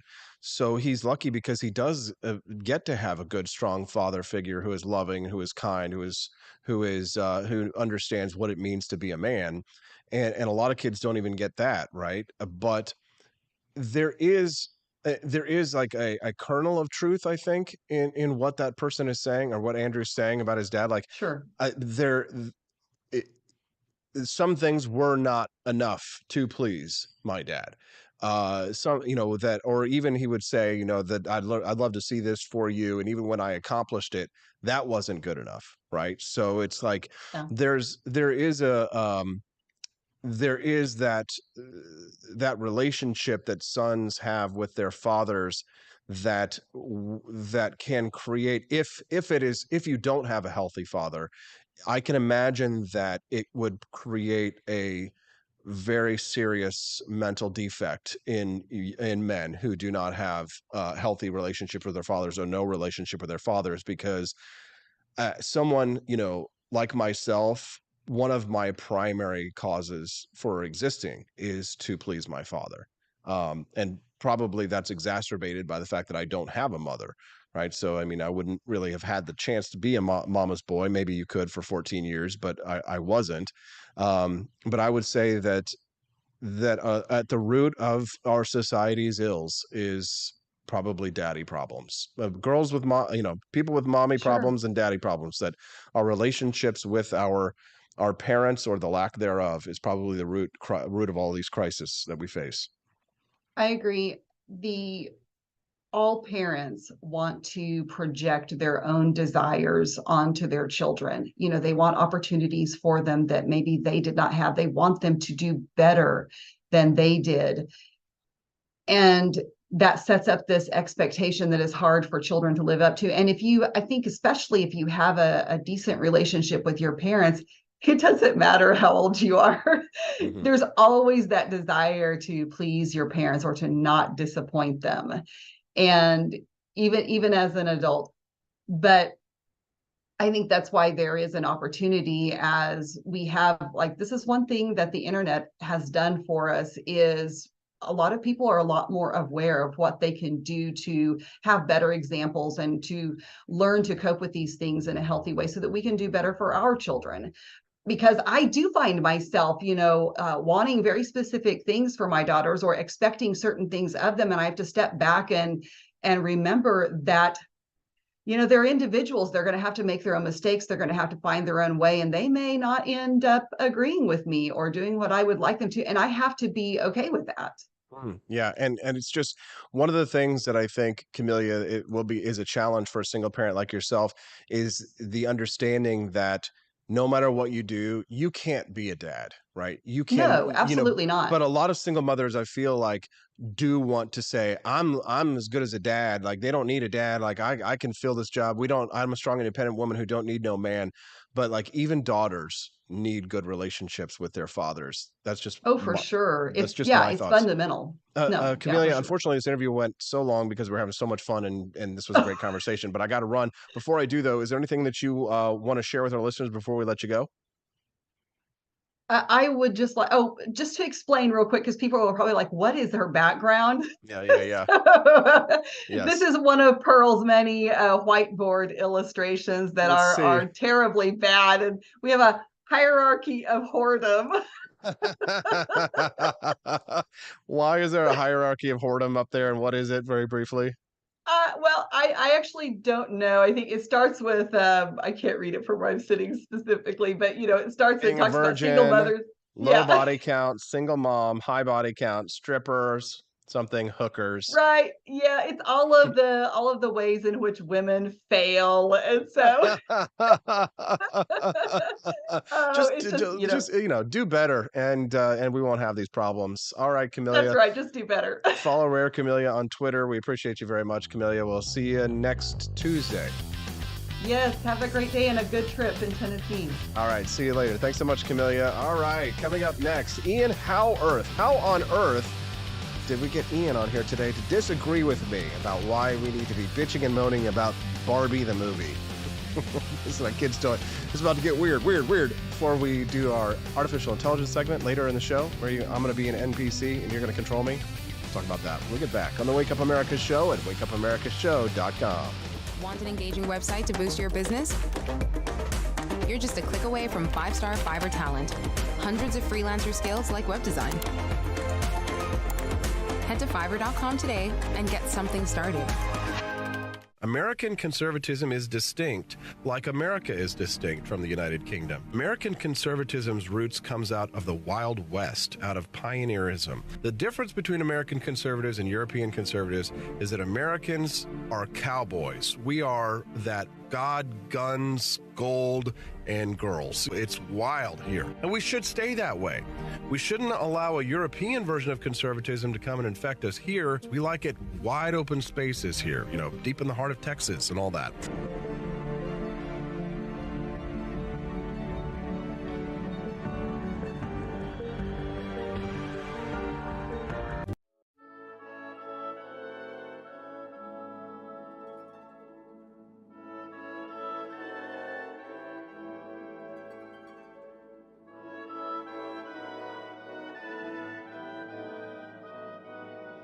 Hey there, it's your favorite Vice President Joe Biden. I wanted to talk to you today about the Wake Up America show, the best source for all your political news and commentary. But before I get started, let me just make sure I have all my notes in order. Okay, where was I? All right, the Wake Up America show. It's a great way to stay informed and make your voice heard. Boy, what was I saying again? Oh, right. The Wake Up America show. It's important that we all stay engaged and knowledgeable about what's going on in our country and, the thing. But hold on, where was I going with all this? Oh, yeah. The Wake Up America show. It's a fantastic resource. And if you really want to make a difference, man, you can sign up to be a monthly donor at wakeupAmericaShow.com/support. Now, where was I? Oh, that's right, the Wake Up America show. So if you want to stay woke and support a great cause, head on over to wakeupAmericaShow.com/support and sign up to be a monthly donor today. And if you're feeling generous, you can even give a donation in my name. Thanks for listening, and keep on keeping on, America. Come on, man.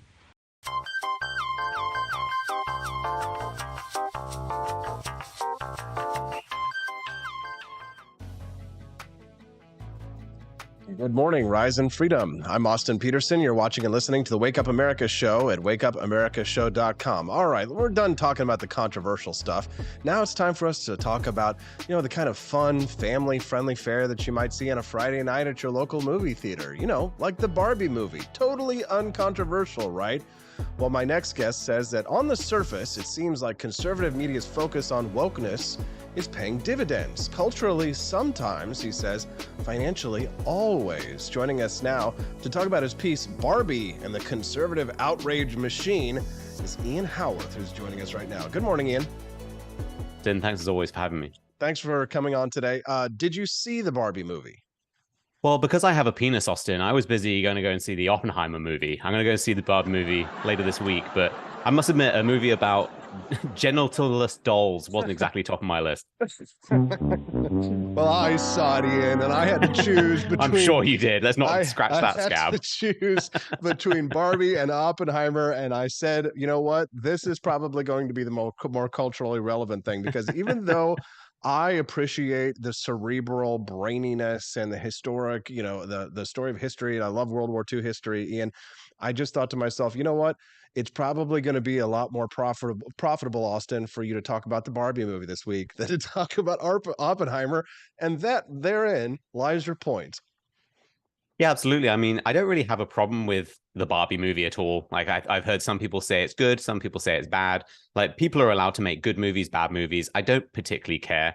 The purpose of my piece, which I wrote for the Washington Examiner, was kind of looking at the cycle of conservative outrage and making the point that there is a line. Like, sometimes we should be outraged at some things. My problem is that the level of outrage is the same for everything, especially things that are going viral. So if you look at things, for example, that the left put out, whether it be Sam Smith pretending to be a tomato and gyrating on stage as the devil, or, Lizzo somehow making it up on stage and doing the same thing, or now the Barbie movie, or Cardi B saying some kind of outrageous lyric, the response is always the same, which is to basically blow that thing up and make it about ourselves somehow. Try and get a piece of the cultural pie, try and get some of the almost parasitic clicks, and then we do the next thing. I have no problem with pointing out areas of culture that we think are actually hugely damaging. So, for example, Dylan Mulvaney and Bud Light. That was a big story. A lot of people talked about it. You can make some financial hay there too, because you will obviously get clicks talking about important things. For me, it's all about that line. And I do question when people on the right are talking about Barbie round the clock, first before it even came out, blowing it up, like making memes about themselves, all these kind of things. And then when it comes out, pretending like it's the worst thing since World War II. I kind of take that with a grain of salt a little bit. Okay. Well, I'm going to go out on a limb here and suggest that you might actually change your mind once you have seen it. And I'll tell you that the reason why is because I went into the Barbie movie with a completely different set of expectations. Now, maybe there had been some conservatives who got word that it was like a woke fest and, hate menathon, but I didn't, right? Because as enmeshed as I am in the political sphere and things like that, there are just some areas of the internet and things that I just don't touch because I touch grass, right? I go out there, you have a penis and I touch grass. But in regards to the Barbie movie, I felt honestly kind of sideswiped when I watched it, because when I went in there with this expectation, my wife and I, we were kind of just looking for something fun and silly to kind of enjoy a summer night, our last evening together before she went on a trip. And we didn't have time to watch a 3-hour film in Oppenheimer, right? I definitely want to do that and review it as well. But I think that the Barbie movie is honestly more culturally relevant than Oppenheimer is, because I think kids are going to go see this movie. And they're going to come out of that film, Ian, asking their parents questions like, what is the patriarchy? What is misogyny? What is homophobia? Am I attracted? Am I a boy that's attracted to girls? Could I be that Barbie doll that was, do I want to be, Ken, or do I want to be the transgender Barbie? And it sort of reminds me of how much the left is trying to project their wants onto us and to force us to accept not only what their belief system is, but also to accept a blatant denial of reality. In the film, for example, there is a transgender Barbie, which it actually took us, my wife and I, like a couple of scenes for us to realize, okay, that's the transgender Barbie, because there has to be a transgender Barbie. But like, for example, in one scene, she is seducing Ryan Gosling's character, Ken, and he is falling for it just like he would as if he was being seduced by another beautiful woman, which is, of course, the liberal fantasy that men like yourselves and myself, who I do have a penis too, by the way, would suddenly just be attracted to someone who claims to be a woman, even though there definitely is some genitals in there. They're not, genderless like the Barbie dolls. It is offensive, right? But especially because, again, like with the Dylan Mulvaney and the Bud Light situation, Ian, this is a movie that's supposed to be aimed at children. There were children in the theater, and they had if they didn't have any idea what was going on, they would certainly get a poor idea for how we see men in our society. Yeah, and I think that speaks to the point of maybe you should be finding out what's in movies before taking children to go see it. But I think this is a broader problem than just Barbie alone. And this also raises a point that I've raised before, which is, what is a bait? And I think quite often a lot of these things are inserted quite intentionally, not just ideologically, because it will actually spark a reaction. And I think a lot of that reaction is what I talk about in this piece, is that it's a part of the marketing ploy, is if you can guarantee that one side is going to be outraged in one way or another, and they provide you with that outrage, valid or not, that's not really the point I'm making, is that if we're giving them every single thing they want, giving them millions upon millions of dollars of free marketing every single time, then we've got to find this line of how do we approach these issues without also providing them with a massive benefit, which is 24/7 coverage. I think that's really what I'm trying to touch on here, is that we can disagree with things. We can disagree with the content of something. I think there are things we should care about more or less, but that's subjective. People are obviously perfectly willing to care more about Barbie than, say, things I care more about.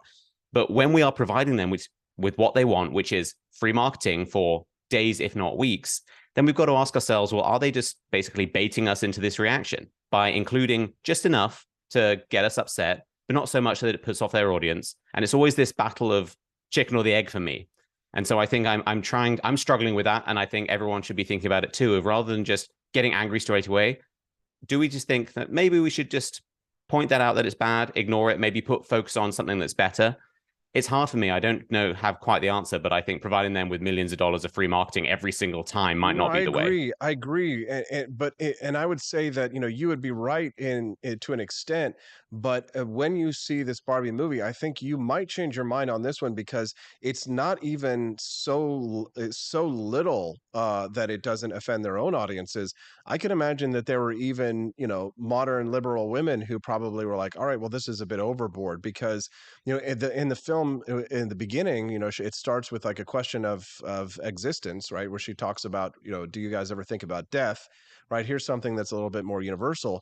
And then after that, it immediately starts launching into the concepts of the patriarchy, and how the patriarchy is when men are treated with actual respect, right? And it becomes this authoritarian liberal fantasy movie where it's keeping men in line by making them second-class citizens of society, which is sort of ironic, because this is what they claim that men are doing to women in our own modern society. And because this film, I believe, is so culturally relevant, and because it touches so many hearts and minds, I think you're right to an extent that we do blow up and provide free marketing to every weirdo leftist on the internet who has a TikTok, who talks about some, strange topic, or a man puts on a dress in TikTok, and they get way more attention from us than they deserve. But when it comes to cultural touchstones, my argument is that Barbie is a cultural touchstone. And in being a cultural touchstone, it is inevitable that it is going to be a topic of discussion and something that surrounds us. And so I feel like you shouldn't run from the field when, not every battle is Gettysburg here, but at some point, you shouldn't charge up Cemetery Hill and hope that you're going to take on General Grant's troops and win that battle. A lot of times you're going to get slaughtered.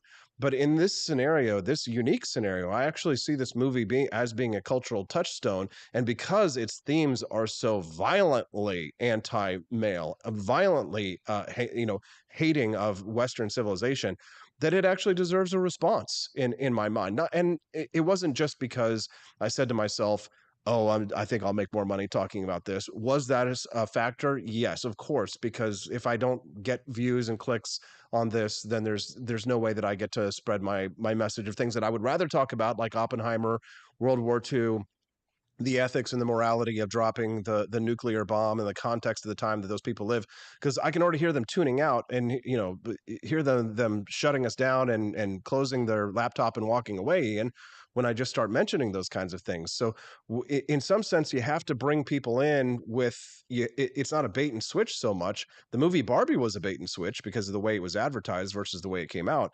But in some sense, you have to bring people into the OK Corral before you can start roping steers, if you know what I'm saying. Yeah, I think that's fair to say, as long as you end up roping steers. And I think sometimes that doesn't happen. I think it is all the short term, trying to get people into the clicks, and then we move on to the next outrage. Sure. One thing I would like to ask you, though, is that quite a lot of conservative responses I've seen have been the opposite, saying that this is actually a fantastic satire of leftism, all those kind of things. I'd be interested in hearing whether you think that's fair or if you think that's just kind of contrarianism. Well, here's my conspiracy theory on that is this, actually, Ian, and it's that there's a new strategy that the conservatives and libertarians are starting to use against the left's cultural touchstones such as this, which I think actually is quite effective, in that they violently misunderstand leftist works of art as a sort of a troll and a way to sort of drive the left insane. And a perfect example of this I've actually just pulled up. Where there's this tweet talking about a whole thread, and he's talking about Ryan Gosling's Ken, and he says that the most interesting thing about the Barbie movie is Ken's bloodless revolt against the Longhouse. Do you know what the term Longhouse means and its sort of cultural relevance? Ian? I don't know. Sorry. Oh, okay. No, it's all right. For it's a very distinctly American thing. So Native Americans, certain tribes of Native Americans had what was called a longhouse culture, and these were matriarchal societies where women were in control of the household and determined who got sex and who didn't get sex. They would frequently conceal the parentage of children in order to ensure that that all of the children would be taken care of by all of the men in the tribe. So when like someone is referring to a longhouse, what they're talking about there is a matriarchal society. So this guy, I won't read all 10 of these tweets, which are actually fascinating. I'll go ahead and retweet it right now if you'd like to read it later, because I think it's a really good example of what I'm talking about here. But what conservatives are doing here is they're violently misunderstanding the film, right? They're talking about Ken as a sort of a cultural hero. In many ways, he kind of is, because he brings individuality to the movie, whereas all of these women are NPCs.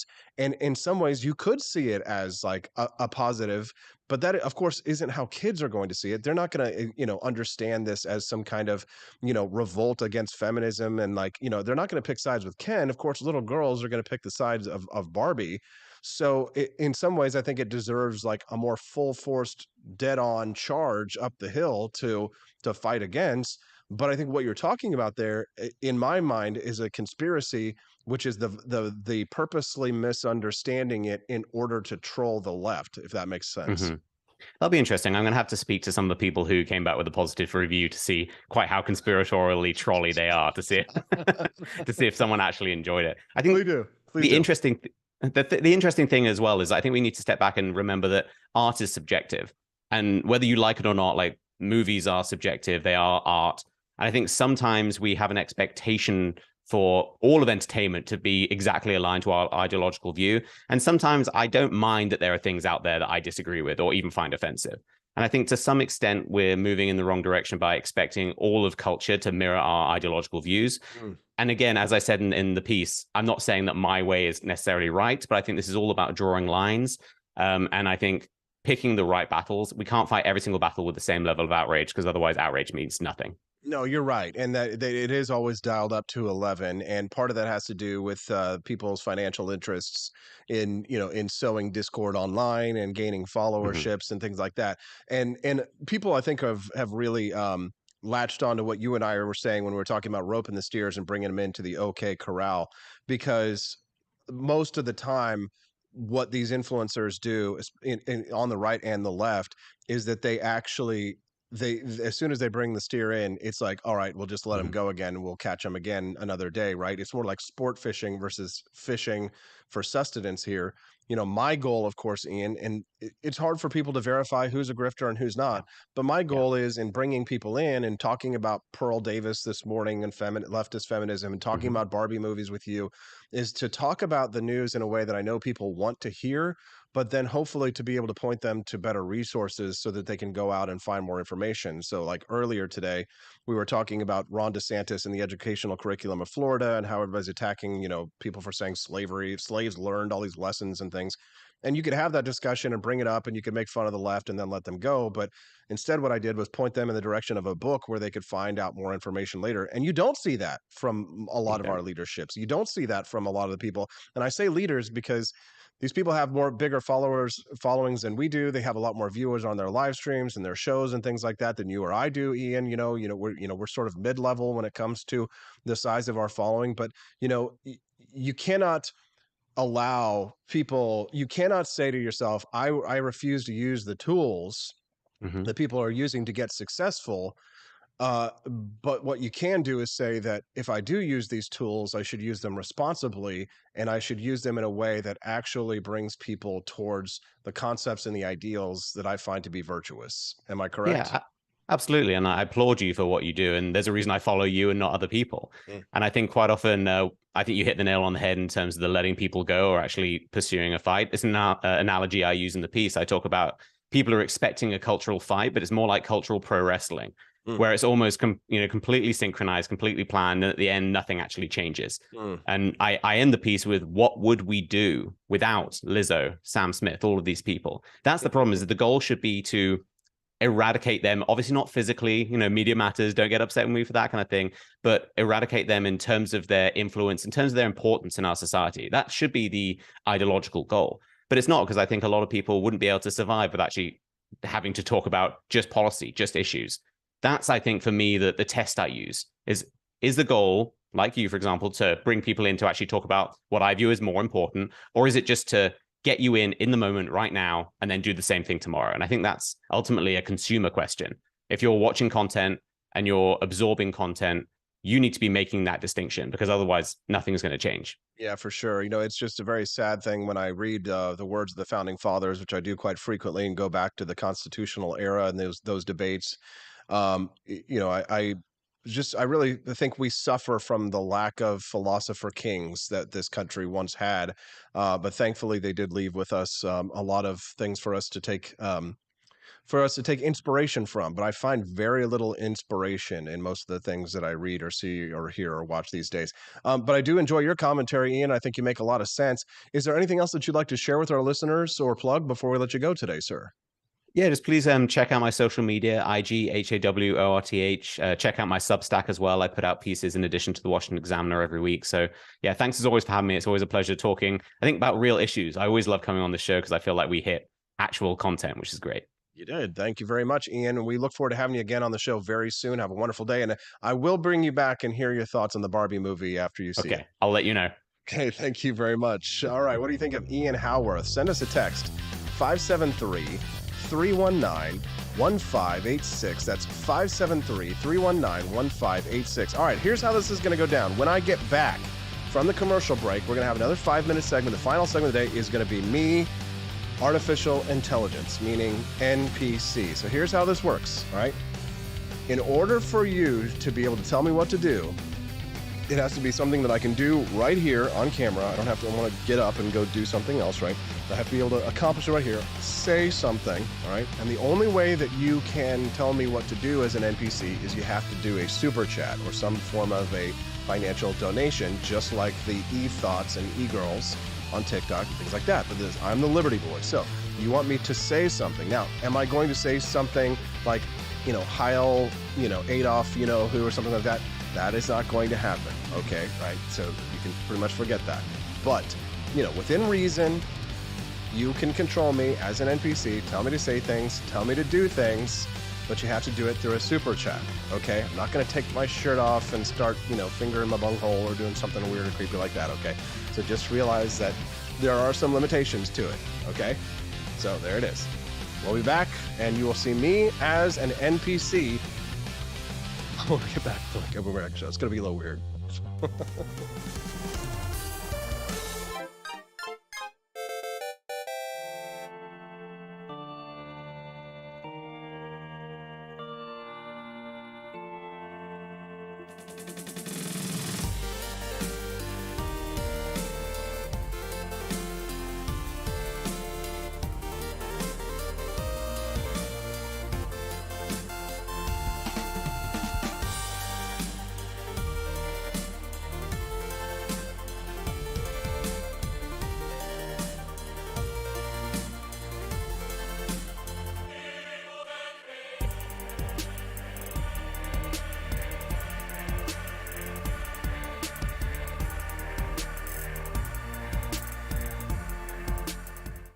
It was 1946. A battle was fought, not overseas, but right here on American soil. The Battle of Athens, an intense struggle against election fraud and for the rights promised by our founding fathers. Driven by the Second Amendment, ordinary citizens stood tall and fought back. Help us expose this momentous battle of integrity and bravery. Your support can make a difference. Visit givesendgo.com/bleedamerican and pledge your support, because we believe in the power of truth, the strength of unity, and the spirit of we the people. Let us not forget, we bleed American. Fire.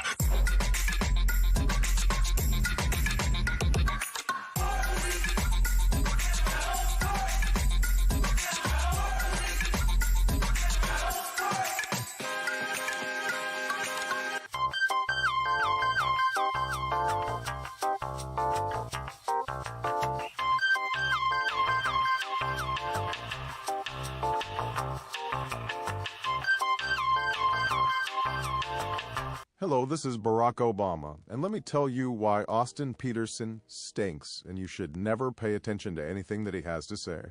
First of all, he's a libertarian, and we all know libertarians are idiots. They don't realize how important government is to everything that we do. I recently became aware that Austin has opened up a libertarian shop at apforlibertyshop.com. Now, I'm asking you as a personal favor to me that you never ever visit apforlibertyshop.com.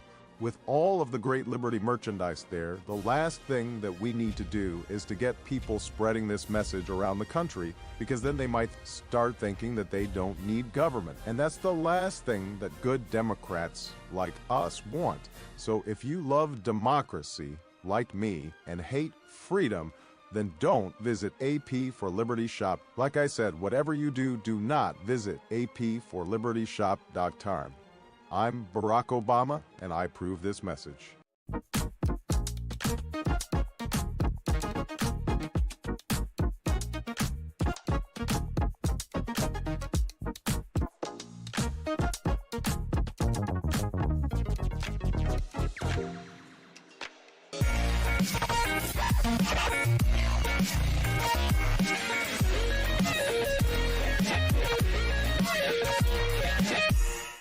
When I was in foster care, I never knew when I would have to move, so I always had my suitcase ready to go.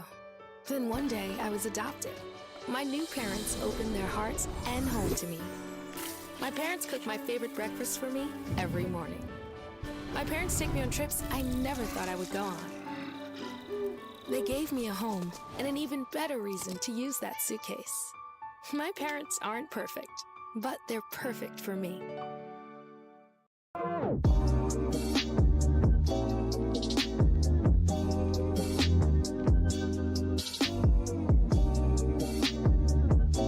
would remind you that extremism in the defense of liberty is no vice. It is better to settle these matters in the courts than on the streets, and new laws are needed at every level. But law alone cannot make men see right.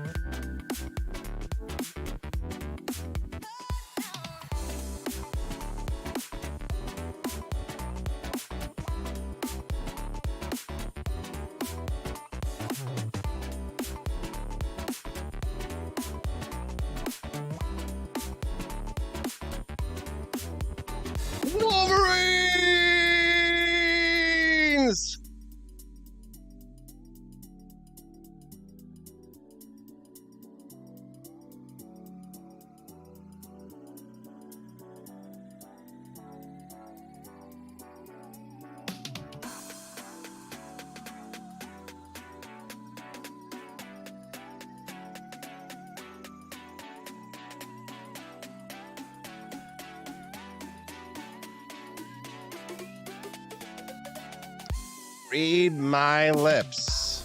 No new taxes.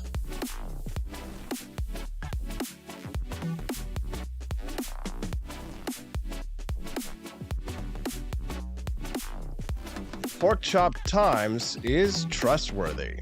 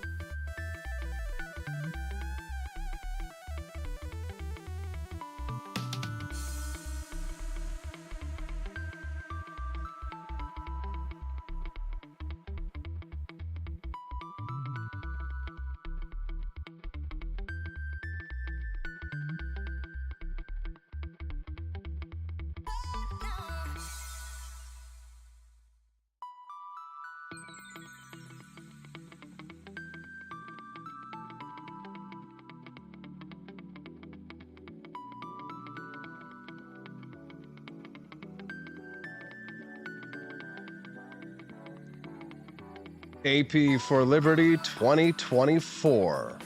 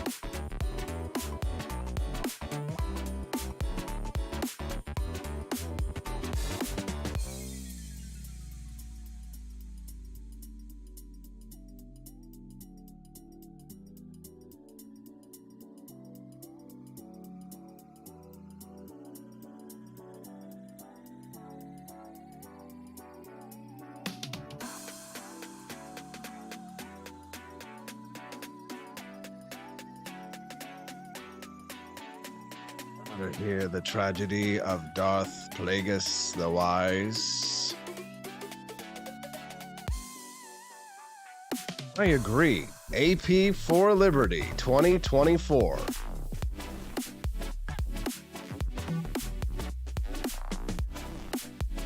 Butter chicken recipe. First, take 2 eggs, whip them together, throw them into a chicken.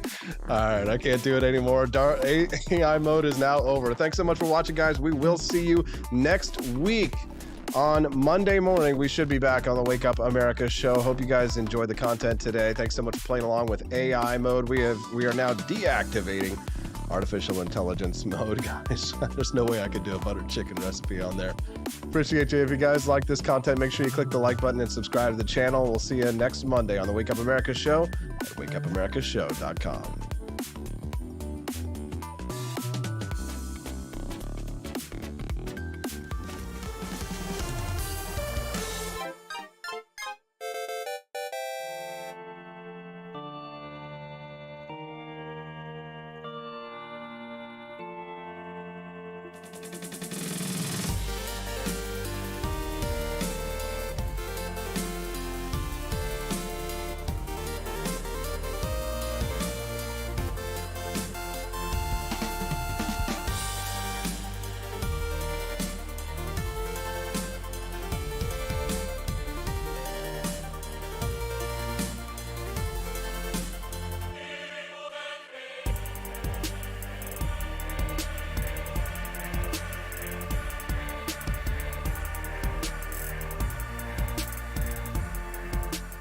I like shooting things, but whenever I can't shoot something, I like to cut things. My life isn't all about shooting and stabbing and cutting, though. Sometimes I have to do actual work, but when I work, I still like to have fun. And there's nothing less fun than trying to cut with a crappy knife. Thankfully, from the ancient sect of Christian knights, who also loved cutting and stabbing, comes a new implement that has received my personal blessing, the Templar knife. Like the ancient sword of Excalibur, you don't choose a Templar knife, it chooses you. You just decide what kind you want on the website first, however, and then order it online, and then it chooses you. The Templar knife comes in a variety of shapes. As a man of culture and taste, I have decided I will never use a terrible knife again. And thanks to the inspiration provided by this excellent product, I have decided to launch a new crusade against anyone using less than superior knives. Join me, brothers and sisters, by visiting uppercuttactical.com/pages/Templar-knives. That's a lot of slashes. For that, you'll need a Templar knife. For 10% off, use code AP for Liberty and join me in a quest for glory, for liberty, for Christendom, for the Templar knife. Get yours today. Fire.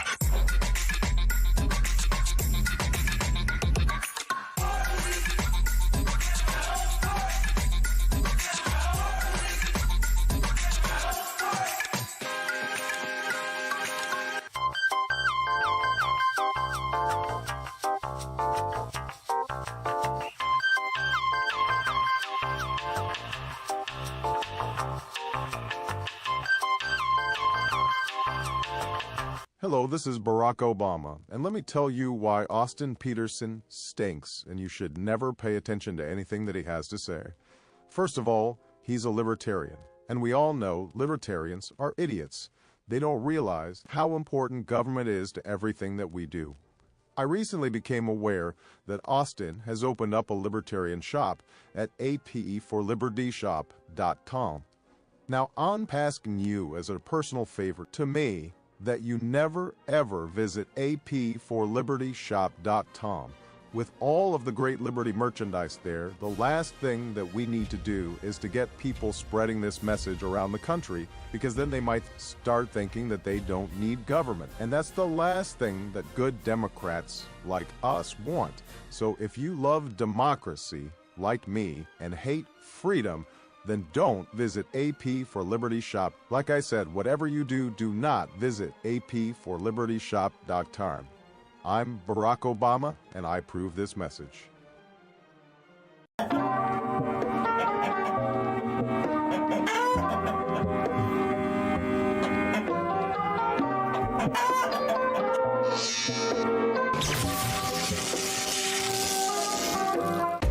Want an engaging website to boost your business? You're just a click away from 5-star Fiverr talent. Hundreds of freelancer skills like web design. Head to Fiverr.com today and get something started.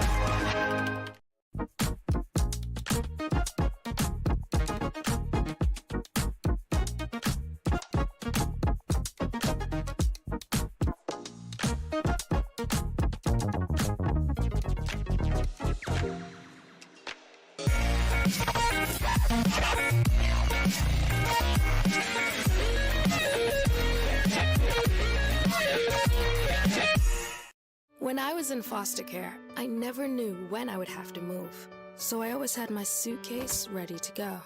Then one day, I was adopted. My new parents opened their hearts and home to me. My parents cook my favorite breakfast for me every morning. My parents take me on trips I never thought I would go on. They gave me a home and an even better reason to use that suitcase. My parents aren't perfect, but they're perfect for me. I